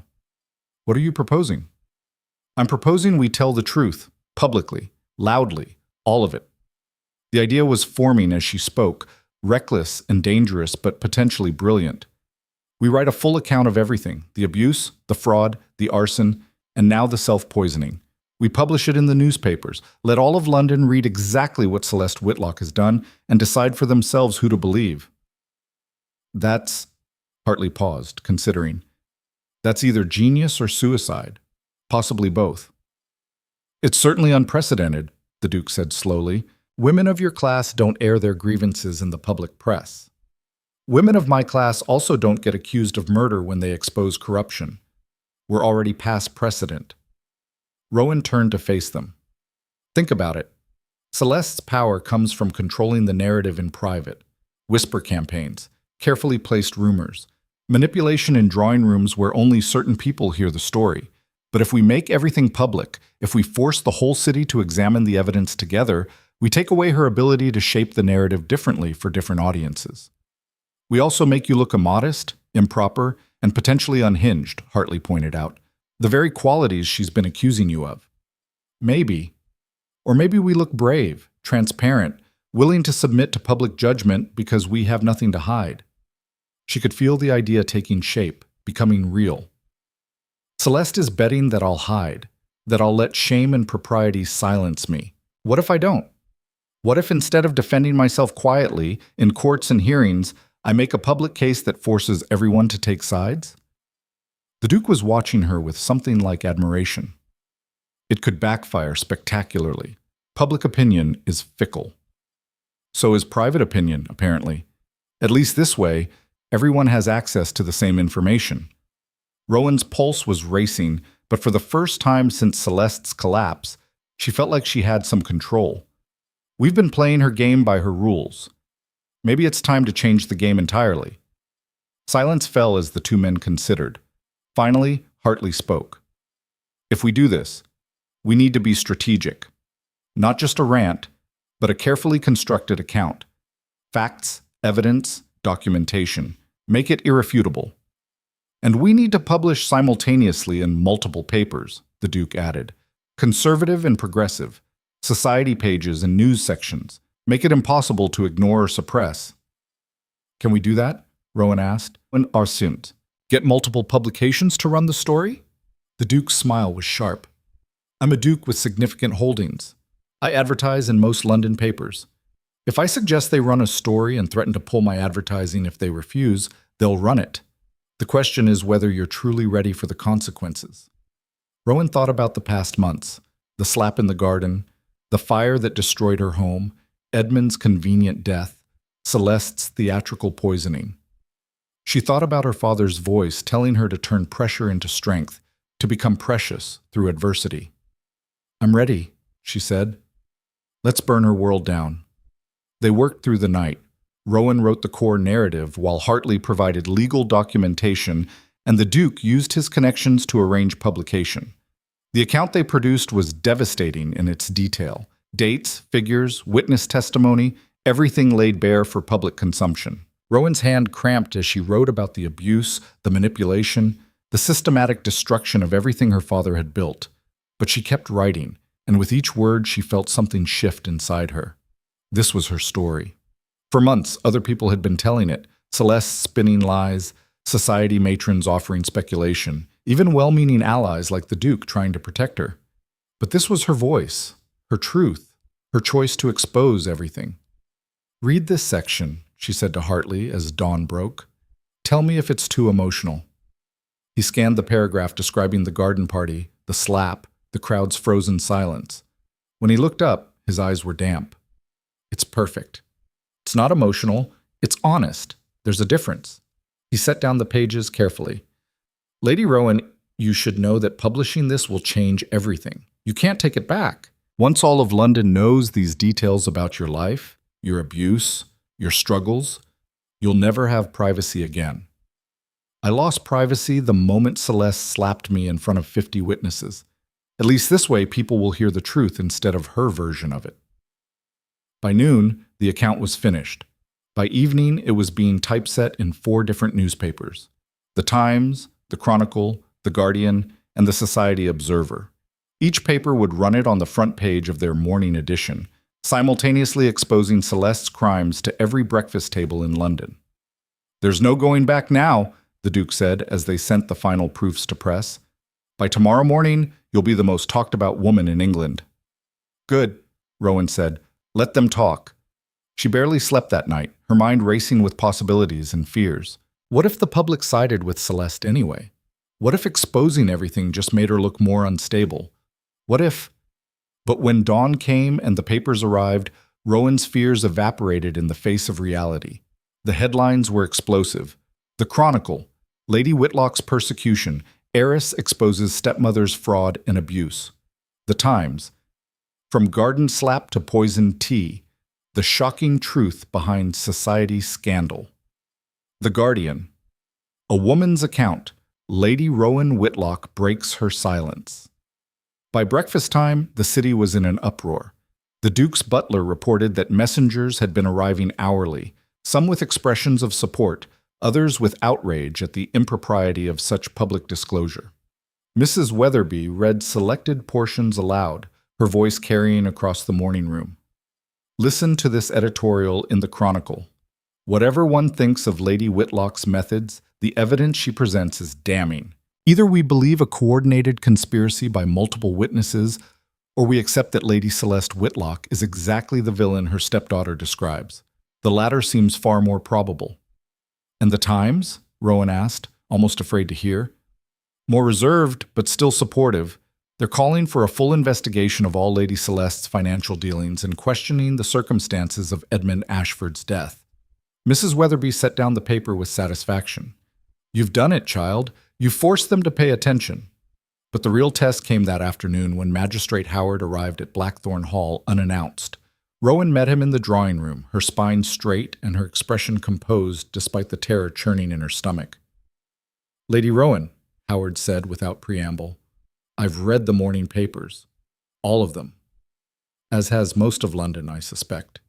"Indeed." He settled into a chair, studying her with an expression she couldn't quite read. "I'll be honest with you. When I first read about your publication, I was appalled. It seemed like precisely the kind of hysterical, attention-seeking behavior that would support Lady Celeste's accusations about your mental state."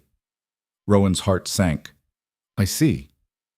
But then I actually read what you wrote. I reviewed the evidence you presented. and I had several very interesting conversations with hotel staff at the Clarendon, with apothecaries in 3 districts, and with Lady Celeste's personal maid. Howard leaned forward. Would you like to know what I discovered? Please. Lady Celeste purchased arsenic from an apothecary in Whitechapel 3 days ago. She told the shopkeeper she needed it for rats. The purchase was made under a false name, but the shopkeeper identified her from a sketch. His voice hardened. Her maid testified that Lady Celeste had her prepare tea yesterday evening, tea that was kept in Lady Celeste's room overnight and which she drank this morning before the hearing. No visitors came to her rooms. You were never there. Rowan's breath caught. She poisoned herself. She poisoned herself in a carefully calculated dose meant to cause dramatic symptoms without lethal effect. The doctor confirms the timing and amount are consistent with self-administration by someone with medical knowledge. Lady Celeste's late husband was a physician. She would have had access to his medical texts. So what happens now? Howard stood, his expression grave but respectful. Now I issue a formal apology for subjecting you to suspicion. The investigation into the attempted murder is closed. Lady Celeste Whitlock stands accused of filing a false report, self-harm with intent to defame, and perjury. Combined with the fraud and conspiracy charges from yesterday's hearing, she's facing considerable prison time. The relief was so intense that Rowan's knees buckled. She caught herself on the arm of a chair, breathing hard. Thank you. Thank you for believing I didn't believe you at first, Howard interrupted gently.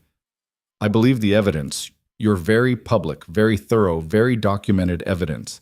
You forced me to look at facts instead of prejudices. That took extraordinary courage. After he left, Rowan stood alone in the drawing room, staring at the stack of morning papers on the table. She'd done it. She'd exposed Celeste completely, and instead of being destroyed by the publicity, she'd been vindicated. The Duke found her there an hour later, still staring at the papers as if they might disappear.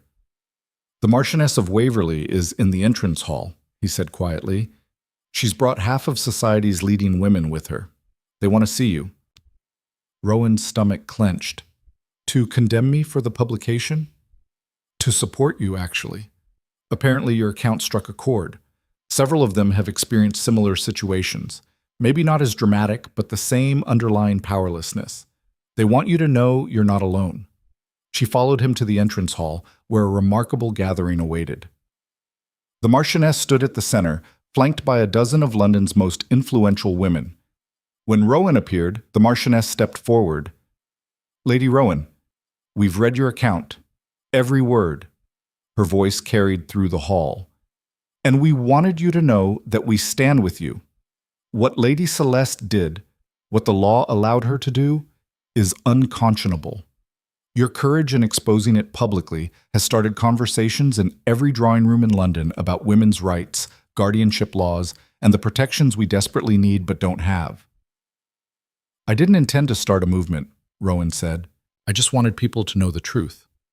Sometimes that's how movements begin, with one woman saying enough, loudly enough that others find their voices too. The Marchioness smiled. You're not alone anymore, child. We'll make sure of that.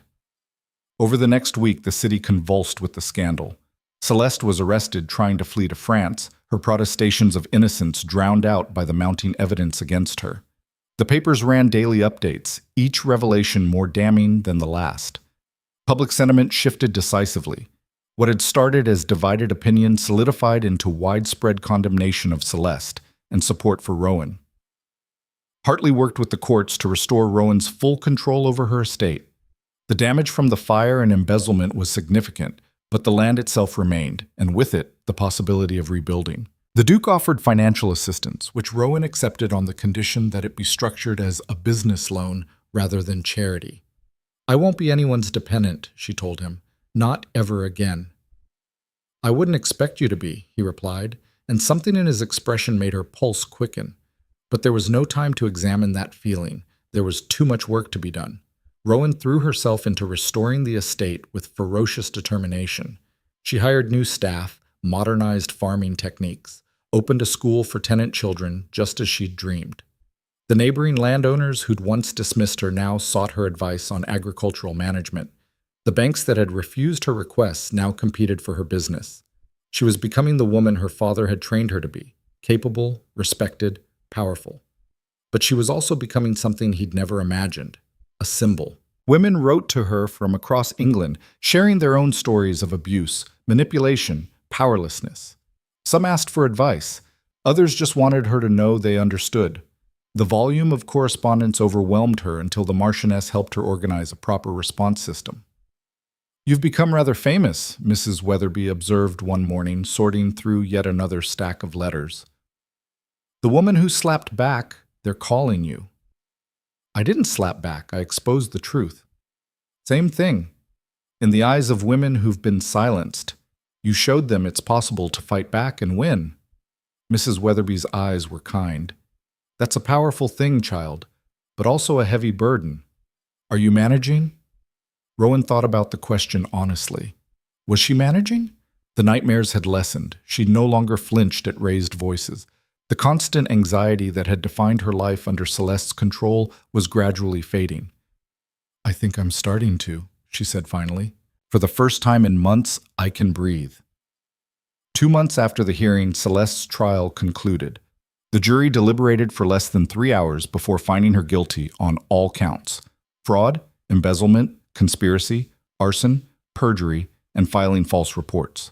The judge sentenced her to 15 years in prison, and as the verdict was read, Celeste finally broke. She screamed accusations at Rowan across the courtroom, her composure shattered beyond repair, revealing the monster that had always lurked beneath the society widow's facade. Rowan watched impassively, feeling nothing but a hollow sort of relief. It was over. Finally, truly over. As she left the courthouse, a crowd had gathered, mostly women, holding signs with messages of support. Someone started clapping, and the applause spread through the crowd like wildfire. Rowan stood on the steps, overwhelmed, as hundreds of strangers celebrated her victory as if it were their own. Because perhaps it was. That evening, the Duke hosted a quiet dinner at Blackthorn Hall. Just Rowan, Mrs. Weatherby, Hartley, and the Marchioness. They toasted her victory with champagne and shared stories late into the night, but eventually the guests departed, leaving Rowan and the Duke alone in the study where this strange partnership had begun. "What will you do now?" he asked, pouring them both brandy in what had become a comfortable ritual. "Rebuild Whitlock Manor, restore the estate, continue the work my father started." She accepted the glass, their fingers brushing briefly. "And you? Back to your deadly dull life of running estates and attending Parliament?" "Perhaps. Though I find I've developed a taste for more interesting pursuits lately." His pale eyes held hers with an intensity that made her breath catch. "And I find I'm not quite ready to let my most interesting investment walk away just yet." "Investment?" Rowan raised an eyebrow. "Is that what I am?" "That's what I told you at the beginning. It was a convenient lie." He set down his glass and moved closer, though he maintained a careful, respectful distance. "The truth is messier, more complicated." "Tell me anyway." "The truth is that watching you fight your way free from that cage was the most magnificent thing I've ever witnessed. The truth is that somewhere between the garden party and now, I stopped seeing you as someone who needed rescuing and started seeing you as someone I don't want to live without." His voice softened. "But I also know you've just escaped one form of control. The last thing you need is another man trying to claim you." Rowan's heart hammered against her ribs. She thought about the past months, the terror and the triumph, the losses and the victories. She thought about the woman she'd become, forged in fire and pressure until she emerged stronger than she'd ever imagined possible. And she thought about Adrian Blackthorne, who'd stepped between her and violence without knowing if she was worth saving, who'd fought beside her without trying to take over the fight, who was offering her something precious, the choice to walk away. "You're right," she said quietly. "I don't need another man trying to control me. I don't need anyone's protection or permission or approval." She moved closer, closing the distance between them with deliberate steps. "But that doesn't mean I don't want partnership, equality, someone who sees me as capable and still chooses to stand beside me." "And do you see those things as possible? With me?" "I see them as inevitable," Rowan said. "Eventually, but not yet. First, I need to prove I can stand entirely on my own. No Duke's protection, no borrowed power, just me and the estate and the work ahead." Understanding flickered in his eyes. followed by something that looked like respect. How long? 6 months, maybe a year. Long enough to rebuild not just the manor, but my own sense of who I am outside anyone's shadow. She smiled. Think you can wait that long? For you, I'd wait forever. He raised his glass in a toast. To standing on your own, Lady Rowan Whitlock, and to the future, whatever shape it takes. She clinked her glass against his, and in that moment, surrounded by the wreckage of her old life and the promise of a new one, Rowan finally understood what freedom felt like. It felt like choice. It felt like choice. The first morning Rowan woke at Whitlock Manor after the restoration began, she stood at the window of her father's study, her study now, and watched the sun rise over fields that were finally, legally, irrevocably hers. The West Wing was still a ruin, its blackened bones a reminder of how close she'd come to losing everything. But the rest of the house hummed with life again. Servants she'd hired herself moved through the halls. Contractors measured and planned the reconstruction. And in the distance, tenant farmers worked land that would soon flourish under new management techniques she'd spent the past month studying. She was 23 years old, unmarried, and in complete control of a substantial estate. By every measure of Victorian society, she should have been a scandal. Instead, she was becoming something far more dangerous, an example. The letters still came daily, forwarded from Blackthorn Hall, where Mrs. Weatherby had insisted on maintaining a London presence for propriety's sake. Rowan had eventually accepted that propriety, in her case, meant having a 70-year-old chaperone willing to lie about how often the Duke visited, which was frequently, more frequently than strictly necessary for estate consultations. Miss Rowan? Her new secretary, Miss Caroline Fletcher, a sharp-minded woman of 30 who'd previously worked as a governess but jumped at the chance to do real administrative work, appeared in the doorway. The contractors have questions about the West Wing foundations, and Mr. Harrison from the village school is here about the endowment. Send him to the library. I'll review the contractor's plans first. Rowan turned from the window, already shifting into the efficient management mode that had become second nature. And Caroline? Stop calling me Miss Rowan. It's just Rowan when we're working. Caroline's smile was brief but genuine. Yes, Miss Rowan. The restoration consumed Rowan's days and most of her nights. She met with architects about rebuilding the West Wing with modern fire safety measures. She consulted with agricultural experts about crop rotation and soil management. She established a trust for the village school, ensuring tenant children would receive education regardless of their parents' ability to pay. And slowly, methodically, she transformed Whitlock Manor from the cage it had been under Celeste's control into something her father would have been proud of. But the work wasn't just about the estate. It was about proving, to herself more than anyone, that she could stand alone. 3 months after Celeste's sentencing, Rowan hosted her first formal dinner at Whitlock Manor. The guest list was deliberately eclectic. Neighboring landowners who'd once dismissed her, progressive politicians interested in her agricultural reforms, and several of the women who'd stood with her after the trial. The Marchioness arrived early, surveying the restored dining room with approval. Well done, child. The house looks magnificent. Her sharp eyes missed nothing, including the careful arrangements that allowed conversation to flow between traditionally separate social circles. You're making a statement with this dinner. I'm showing them I can manage an estate and a household without male supervision. Rowan adjusted a flower arrangement, then caught herself and stopped fussing. Is that too obvious? Subtlety is overrated. Besides, half of them are here because they're curious about the woman who publicly eviscerated her stepmother and lived to tell the tale. Might as well give them a show worth remembering. The dinner was a calculated success. Rowan guided conversations about land reform and education with the same skill her father had once used, drawing out the progressive thinkers while diplomatically managing the more conservative guests. She noticed the moment when Lord Ashfield, a stuffy earl who'd initially refused her invitation, stopped seeing her as an oddity and started listening to her proposals about shared agricultural equipment cooperatives. She saw Lady Morrison, whose husband had called Rowan's public testimony hysterical nonsense, lean forward with genuine interest when Rowan described the returns she was seeing from improved crop management. But the real victory came after dessert, when the women withdrew to the drawing room and Lord Pemberton, one of the most traditionally minded men in the county, approached her. Lady Rowan, I owe you an apology. His discomfort was obvious, but so was his sincerity. When you first took control of your estate, I told my wife you'd run it into the ground within a year. I was wrong. Your management is exemplary, better than most men I know, myself included. Thank you, Lord Pemberton. That means a great deal coming from you. I suppose what I'm trying to say is, he cleared his throat awkwardly. If you ever need advice or assistance, I'd be honored to help. Not because you're a woman who needs guidance, but because you're a neighbor doing remarkable work.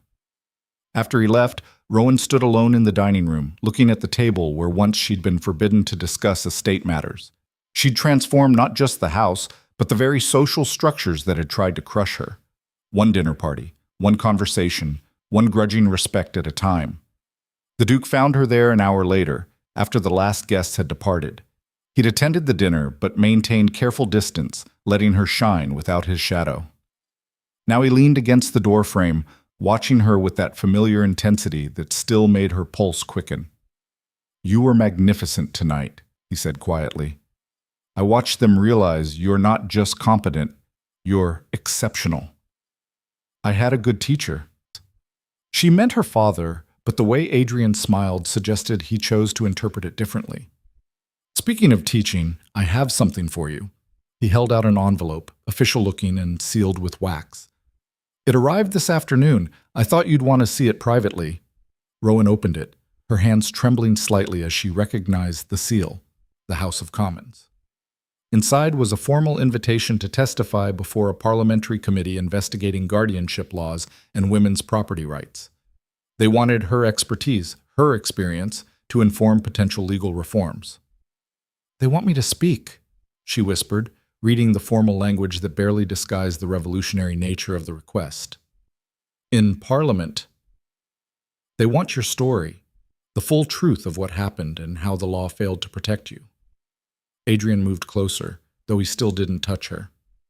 This could change everything, Rowan. Not just for you, but for every woman trapped in similar circumstances. If you testify, if Parliament actually listens and reforms the laws, it won't happen overnight. Legal change takes years, decades sometimes. But even as she said it, Rowan felt excitement building. This was bigger than one estate, one woman's victory.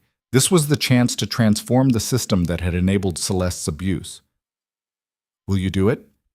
She thought about the girl who'd stood in a garden 6 months ago, being slapped in front of London's aristocracy, certain her life was over. She thought about the woman who'd poisoned herself rather than face justice. And she thought about the hundreds of letters from women who'd written to say her courage had given them hope. Yes, Rowan said, I'll do it. The parliamentary testimony was scheduled for 2 months later, which gave Rowan time to prepare. Hartley helped her craft a statement that was both emotionally powerful and legally precise. The Marchioness used her connections to ensure key reformers on the committee would be receptive. And Adrian simply stood beside her through countless practice sessions, listening as she refined her arguments, offering perspective when she got too caught up in anger or grief. Remember, he told her the night before the testimony, you're not just speaking to the committee, you're speaking to history. What you say tomorrow could echo for generations. No pressure then, but she smiled when she said it. The committee chamber was packed when Rowan arrived. She'd expected some public interest, but nothing prepared her for the sea of faces. Journalists, activists, society matrons, and dozens of ordinary women who'd traveled to London specifically to watch her testify. The gallery was so crowded that guards had to turn people away. The committee chairman, Lord Berkeley, was a white-haired man with a reputation for fairness. He gavelled the room to order and invited Rowan to begin. She'd memorized her opening statement, but now, faced with the weight of expectation, she set aside her prepared notes and spoke from the heart. My name is Lady Rowan Whitlock. I am 23 years old. I am unmarried. And according to the laws of this country, until very recently, those 3 facts made me less capable of managing my own life than any man of legal age. Her voice carried through the chamber, steady and clear. I stand before you today because I survived a system designed to strip women of power, property, and agency. But I shouldn't have had to survive it. No woman should. She told them everything, not the sanitized version suitable for society papers, but the raw truth. Celeste's first slap, Edmund's threats, the fire that destroyed her home, the self-poisoning that nearly destroyed her freedom. She presented financial records showing how easily a woman's inheritance could be stolen by her legal guardian. She read from letters sent by women across England, each one a variation on the same nightmare of powerlessness. The law currently treats unmarried women as perpetual children, Rowan continued, her hands gripping the witness stand. We can be controlled by fathers, then guardians, then husbands. We cannot own property in our own names. We cannot make contracts. We cannot even testify in court with the same weight as a man. And when we're abused, physically, financially, emotionally, the law provides no remedy except to pass us from one man's control to another's. One of the committee members, a pompous baron named Westfield, interrupted. But surely, Lady Whitlock, you must acknowledge that most guardians act in their ward's best interests. Your stepmother was an aberration, not the rule. Was she? Rowan met his gaze squarely. Or was she simply more blatant than most? How many women have written to me describing similar circumstances? Guardians who embezzle, who force unwanted marriages, who use the law's protections as weapons. The difference between my stepmother and respectable guardians is that she got caught. The law itself creates the opportunity for abuse. Good intentions from individual guardians don't change that structural flaw. The questioning went on for hours. Some committee members were openly sympathetic. Others remained skeptical, clinging to traditional views about women's natural inferiority. But Rowan answered every question with a combination of personal experience and legal expertise that her father's education had given her. She cited specific statutes. She quoted case law. She demonstrated a command of property law that left even the hostile questioners grudgingly impressed. Finally, as the afternoon light faded through the chamber's high windows, Lord Berkeley called for final remarks. Lady Whitlock, you've given this committee much to consider. Before we conclude, is there anything else you wish to say? Rowan looked out at the gallery, at the women who'd come to bear witness. She thought about the girl she'd been, and the woman she'd become, and all the women who would come after her. I want to be clear about what I'm asking for, she said quietly. I'm not asking for special treatment or exceptional circumstances. I'm asking for basic equality under the law. The right for unmarried women to own property, to make contracts, to control their own inheritances. The right to be treated as full human beings capable of managing our own lives. These aren't radical demands. They're fundamental rights being denied to half the population simply because of our sex. She paused, letting that sink in, then continued with more force. My father taught me to manage an estate when I was 15 years old. He taught me agricultural theory, land law, financial management. He believed I was capable. And yet when he died, the law said I wasn't. That disconnect between what women can actually do and what the law allows us to do is the injustice at the heart of this issue. I'm living proof that women can be competent landowners, skilled managers, rational decision makers. The law just needs to catch up with reality. The applause started in the gallery, women standing, clapping, some crying. It spread until even some committee members joined in. Not all of them, not even most, but enough to show that something had shifted. As Rowan left the chamber, reporters swarmed with questions. Activists pressed pamphlets into her hands. And through it all, she caught sight of Adrian standing at the back of the crowd, his expression somewhere between proud and awed. That evening, exhausted and emotionally drained, Rowan returned to her rooms at Blackthorn Hall. She'd maintained the East Wing apartment even after returning to Whitlock Manor, partly for convenience when in London, partly because leaving it entirely felt like closing a door she wasn't quite ready to close.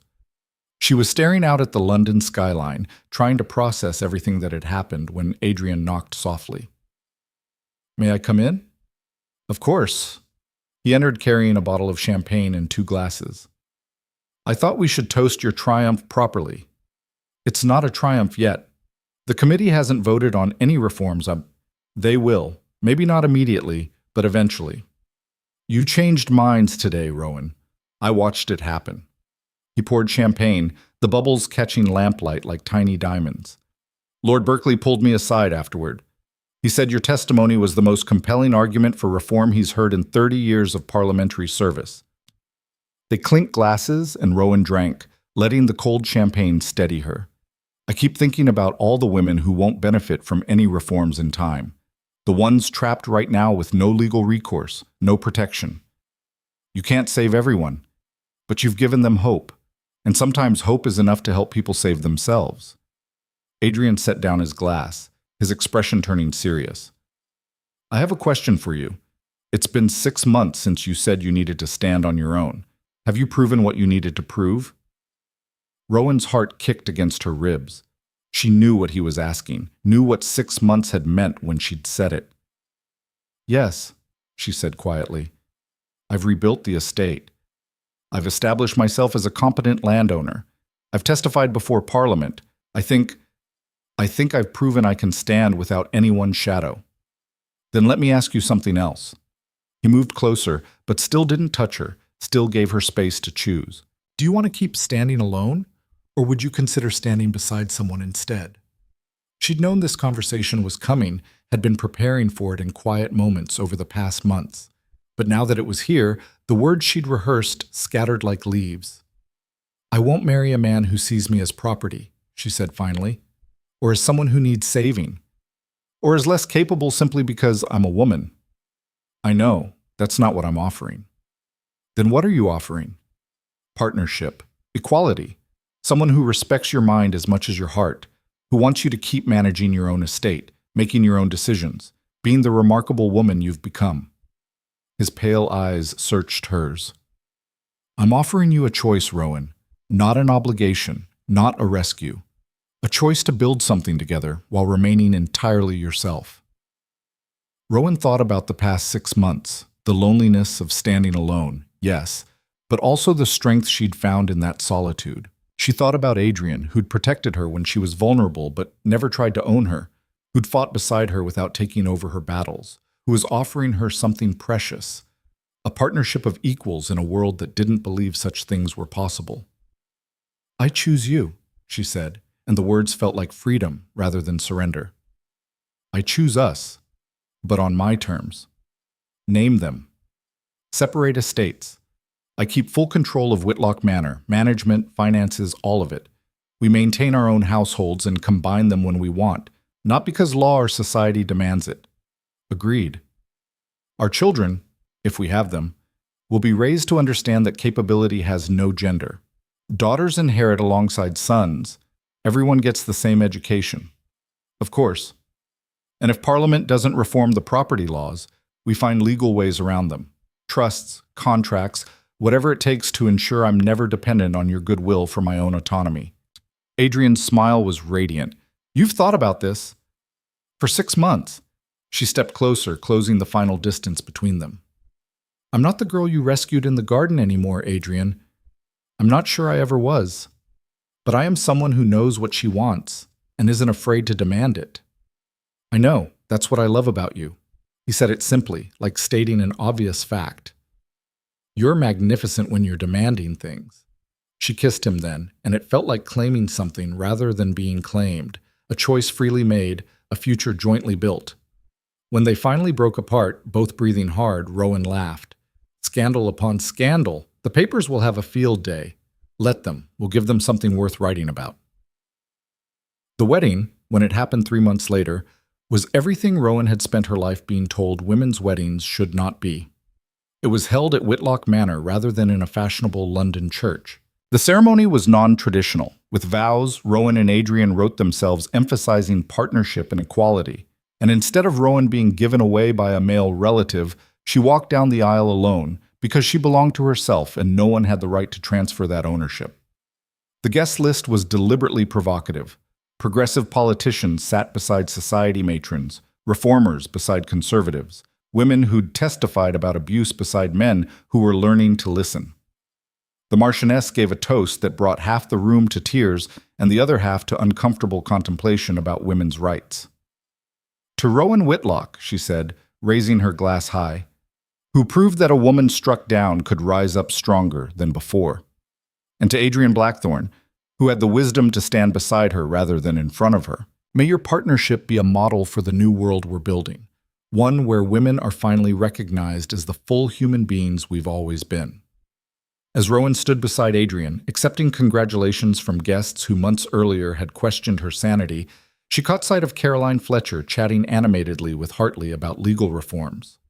Nearby, several of the women who'd written to her after her testimony were deep in conversation about starting their own reform advocacy group. This was her legacy, not just her personal victory, but the doors she'd opened for others. Late that night, after the guests had departed and the house had quieted, Rowan stood in her father's study, still her study, would always be her study, looking at the portrait of him that hung above the mantel. Adrian had tactfully given her this moment alone, understanding that some victories needed to be shared with ghosts as well as the living. "I did it, Papa," she whispered to the painted face that had watched over her childhood. "Everything you taught me, everything you believed I could be, I proved you right. The estate is thriving, the laws are starting to change, and I found someone who sees me the way you did, as capable and worthy and fully human." The portrait didn't answer, of course, but in the lamplight her father's painted eyes seemed to hold approval. More than that, pride. A year after her parliamentary testimony, the first property rights reform passed the House of Commons. It was limited, imperfect, full of compromises and loopholes. But it granted unmarried women over the age of 21 the right to own property and make contracts without male guardianship. It wasn't everything Rowan had fought for, but it was a beginning. She attended the vote in the gallery, surrounded by women who'd worked alongside her for reform. When the final tally was announced, narrowly passing, the celebration was subdued by parliamentary standards but felt revolutionary to those who understood what it meant. "We did it," whispered a woman beside Rowan, a widow who'd shared her story of being swindled by her late husband's brother. "It's not enough, but it's something." "It's a foundation," Rowan agreed. "We'll build on it." And they did. Over the next 5 years, Rowan became a leading voice for women's property rights and legal reform. She wrote articles, gave speeches, testified before committees. She used her estate as a model for women's economic independence, hiring female managers and creating training programs for women in agriculture and business. Whitlock Manor became a destination for reformers and activists, a place where traditional society rules were bent, if not broken entirely. She and Adrian divided their time between Whitlock Manor and Blackthorn Hall, maintaining separate estates but building a shared life that scandalized traditionalists and inspired progressives. They had 2 children, a daughter named Margaret and a son named Thomas, both raised with the same education regardless of gender. Both taught that capability mattered more than convention. But perhaps Rowan's greatest achievement came 10 years after her testimony, when she stood in the same parliamentary chamber and watched a comprehensive Married Women's Property Act pass into law. It granted married women the right to own and control property independently of their husbands, a revolutionary change that transformed the legal landscape for millions of women. This time, when the vote concluded, Rowan didn't cry. She smiled, fierce and triumphant, because she knew her father would have been proud. She'd taken the education he'd given her, the injustice she'd survived, and the platform her struggle had created, and she'd changed the world. On the 20th anniversary of her father's death, Rowan held a memorial service at Whitlock Manor.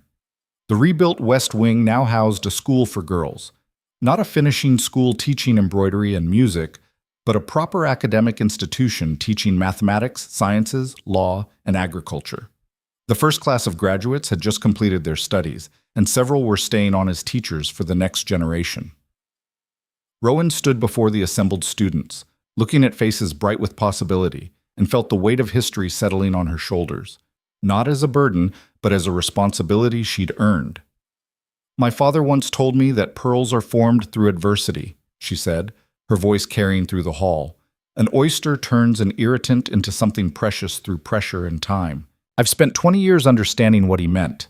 Every obstacle I faced, abuse, manipulation, legal powerlessness, became part of who I am. Not despite those challenges, but because of them." She paused, meeting the eyes of young women who were growing up in a world slightly less hostile than the one she'd navigated, thanks in part to her efforts. "You will face adversity," Rowan continued. "Society will tell you that you're less capable, less worthy, less human simply because you're women. The law is changing, but culture changes more slowly. You'll encounter men and women who believe your proper place is silent and subservient. When that happens, remember this: you are not property. You are not ornaments. You are fully human beings with minds, voices, and the absolute right to use them." The applause started softly, but built until the entire hall was standing, cheering for a woman who'd refused to be silenced and had transformed that refusal into a movement. That evening, as the sun set over the Whitlock estate, flourishing under her management, transformed by her vision, Rowan sat on the terrace with Adrian, watching their children play in gardens that had once been the site of her public humiliation. "Do you ever regret it?" Adrian asked quietly. "The scandal, the public exposure, the years of fighting?" Rowan thought about the question honestly. She thought about the girl who'd been slapped in a garden, the woman who'd nearly lost everything, the survivor who'd turned trauma into purpose. "No," she said finally. "I regret what Celeste did. I regret that it had to be so hard. But I don't regret fighting back. Because that fight, that choice to stand up instead of stay down, that's what made me who I am." She looked at the man beside her, the partner who'd stood with her through everything, and then at the estate spreading before them, and finally at the school where young women were learning they could be anything. "Besides," she added with a smile, "someone had to prove it was possible. Might as well have been me."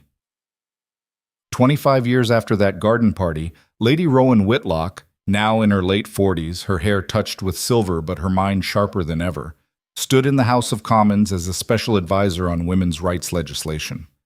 The room was packed with female observers, something that would have been unthinkable in her youth. Several women sat in the chamber itself, not as visitors but as members elected to Parliament in recent reforms. One of them, a fiery young representative named Elizabeth Morrison, was giving an impassioned speech about extending voting rights to all women, not just property owners. As Rowan listened, she felt the strange vertigo of witnessing change she'd helped create but could barely have imagined decades earlier. After the session, Elizabeth approached her with the reverence usually reserved for legends. "Lady Rowan, I wanted to thank you. I read your parliamentary testimony when I was 16. It changed my life. Made me realize I could be more than what society said was possible." Rowan smiled, recognizing her younger self in this fierce woman. "You don't need to thank me. You're doing the work now, taking it further than I ever could. But you started it. You were the first to stand up publicly and say no more. That mattered. I wasn't the first. I was just lucky enough to survive being public about it." Rowan's eyes drifted to the gallery where dozens of women watched the proceedings. "And I'm not the last. Every woman who refuses to be silenced, who fights for her rights, who demands to be treated as fully human, she's continuing the work. You're continuing the work." As Rowan left Parliament that day, she passed a statue that had been erected 5 years earlier, a memorial to women's suffrage activists. Her name was carved on it alongside others who'd fought for reform. She paused, as she often did, to read the inscription. They were told to be silent. They spoke anyway. They were told to be small. They demanded space. They were told to accept their place. They changed the world. That evening, Rowan returned to Whitlock Manor for what had become an annual tradition, hosting a dinner for women leaders in reform movements. Activists, politicians, educators, and businesswomen gathered around the same table where once she'd been forbidden to speak about estate matters. The conversations ranged from voting rights to employment protections to educational access. Rowan listened more than she spoke now, content to facilitate rather than lead, knowing that the movement had grown beyond any one person. But as dessert was served, the Marchioness, now in her 90s but still formidable, tapped her glass for attention.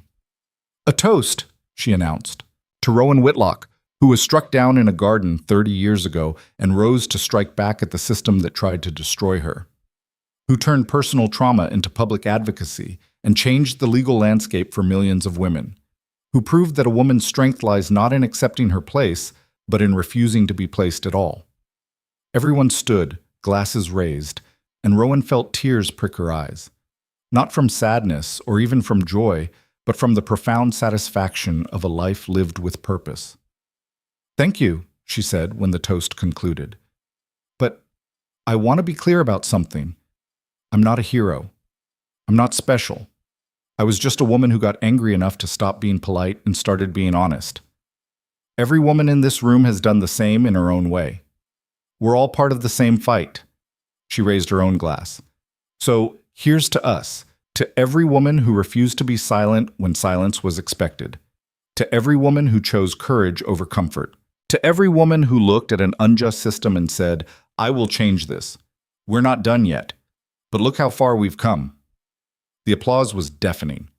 That night, alone in her study, Rowan opened a locked drawer and pulled out a small wooden box. Inside were the pearls her father had given her, the ones she'd worn to the garden party, the ones that had witnessed her humiliation and her rebirth. She hadn't worn them in years, but she kept them still, a reminder of where she'd started. She held them up to the lamplight, watching them glow with lustrous beauty, and thought about her father's words. Turn every obstacle into strength. Make yourself precious through the very pressure they try to use to crush you. She had done exactly that. The abuse, the manipulation, the legal powerlessness. She'd transformed all of it into purpose. She'd become precious not despite the pressure, but because of it. A knock at the door broke her reverie. Adrian entered, silver-haired now, but still moving with that same fluid grace. 40 years of marriage hadn't diminished the partnership they'd built. If anything, it had deepened it. Reminiscing? He asked, nodding at the pearls. Remembering.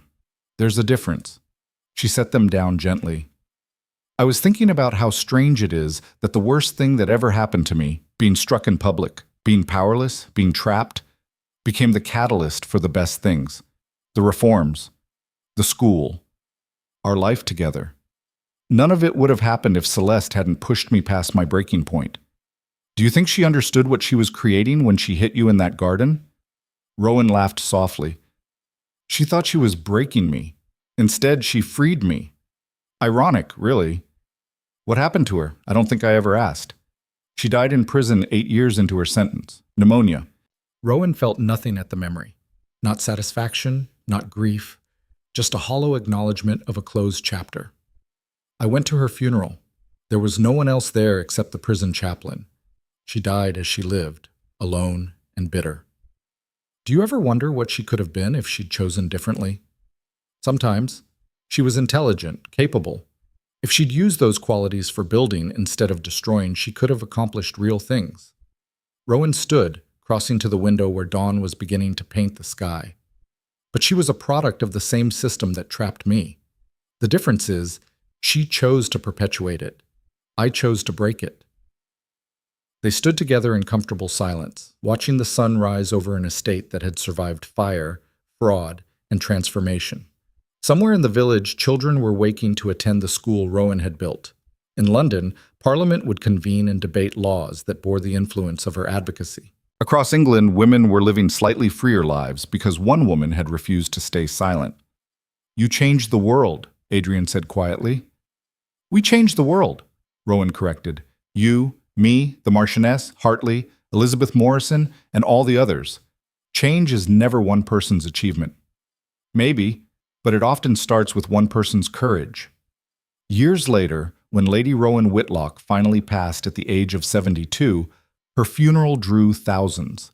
Women traveled from across Britain and beyond to pay respects to a woman who'd transformed her personal suffering into societal change. The procession stretched for miles, a river of black mourning clothes punctuated by suffragette white and the green of reform movements. They buried her at Whitlock Manor, in a plot beside her father. Her headstone was simple, bearing only her name, dates, and a single line she'd chosen herself. She was struck. She stood. She changed everything. But her real legacy wasn't carved in stone. It was living in the women who'd followed her example, in the laws she'd helped reform, in the schools and organizations she'd founded. It was in every woman who owned property, who made contracts, who voted, who lived free from the legal powerlessness that had once been women's universal condition. The garden, where she'd been slapped, had been transformed into a memorial park, maintained by the school she'd founded. A bronze statue stood at its center, not of Rowan being struck, but of Rowan standing tall, one hand raised not in defense but in declaration. The inscription read, "In this garden, a woman was struck down. From this garden, a movement rose up." Students at the school passed the statue daily, and teachers made sure every girl knew the story. Not the sanitized version suitable for textbooks, but the real story. Abuse, manipulation, near destruction, and the choice to fight back.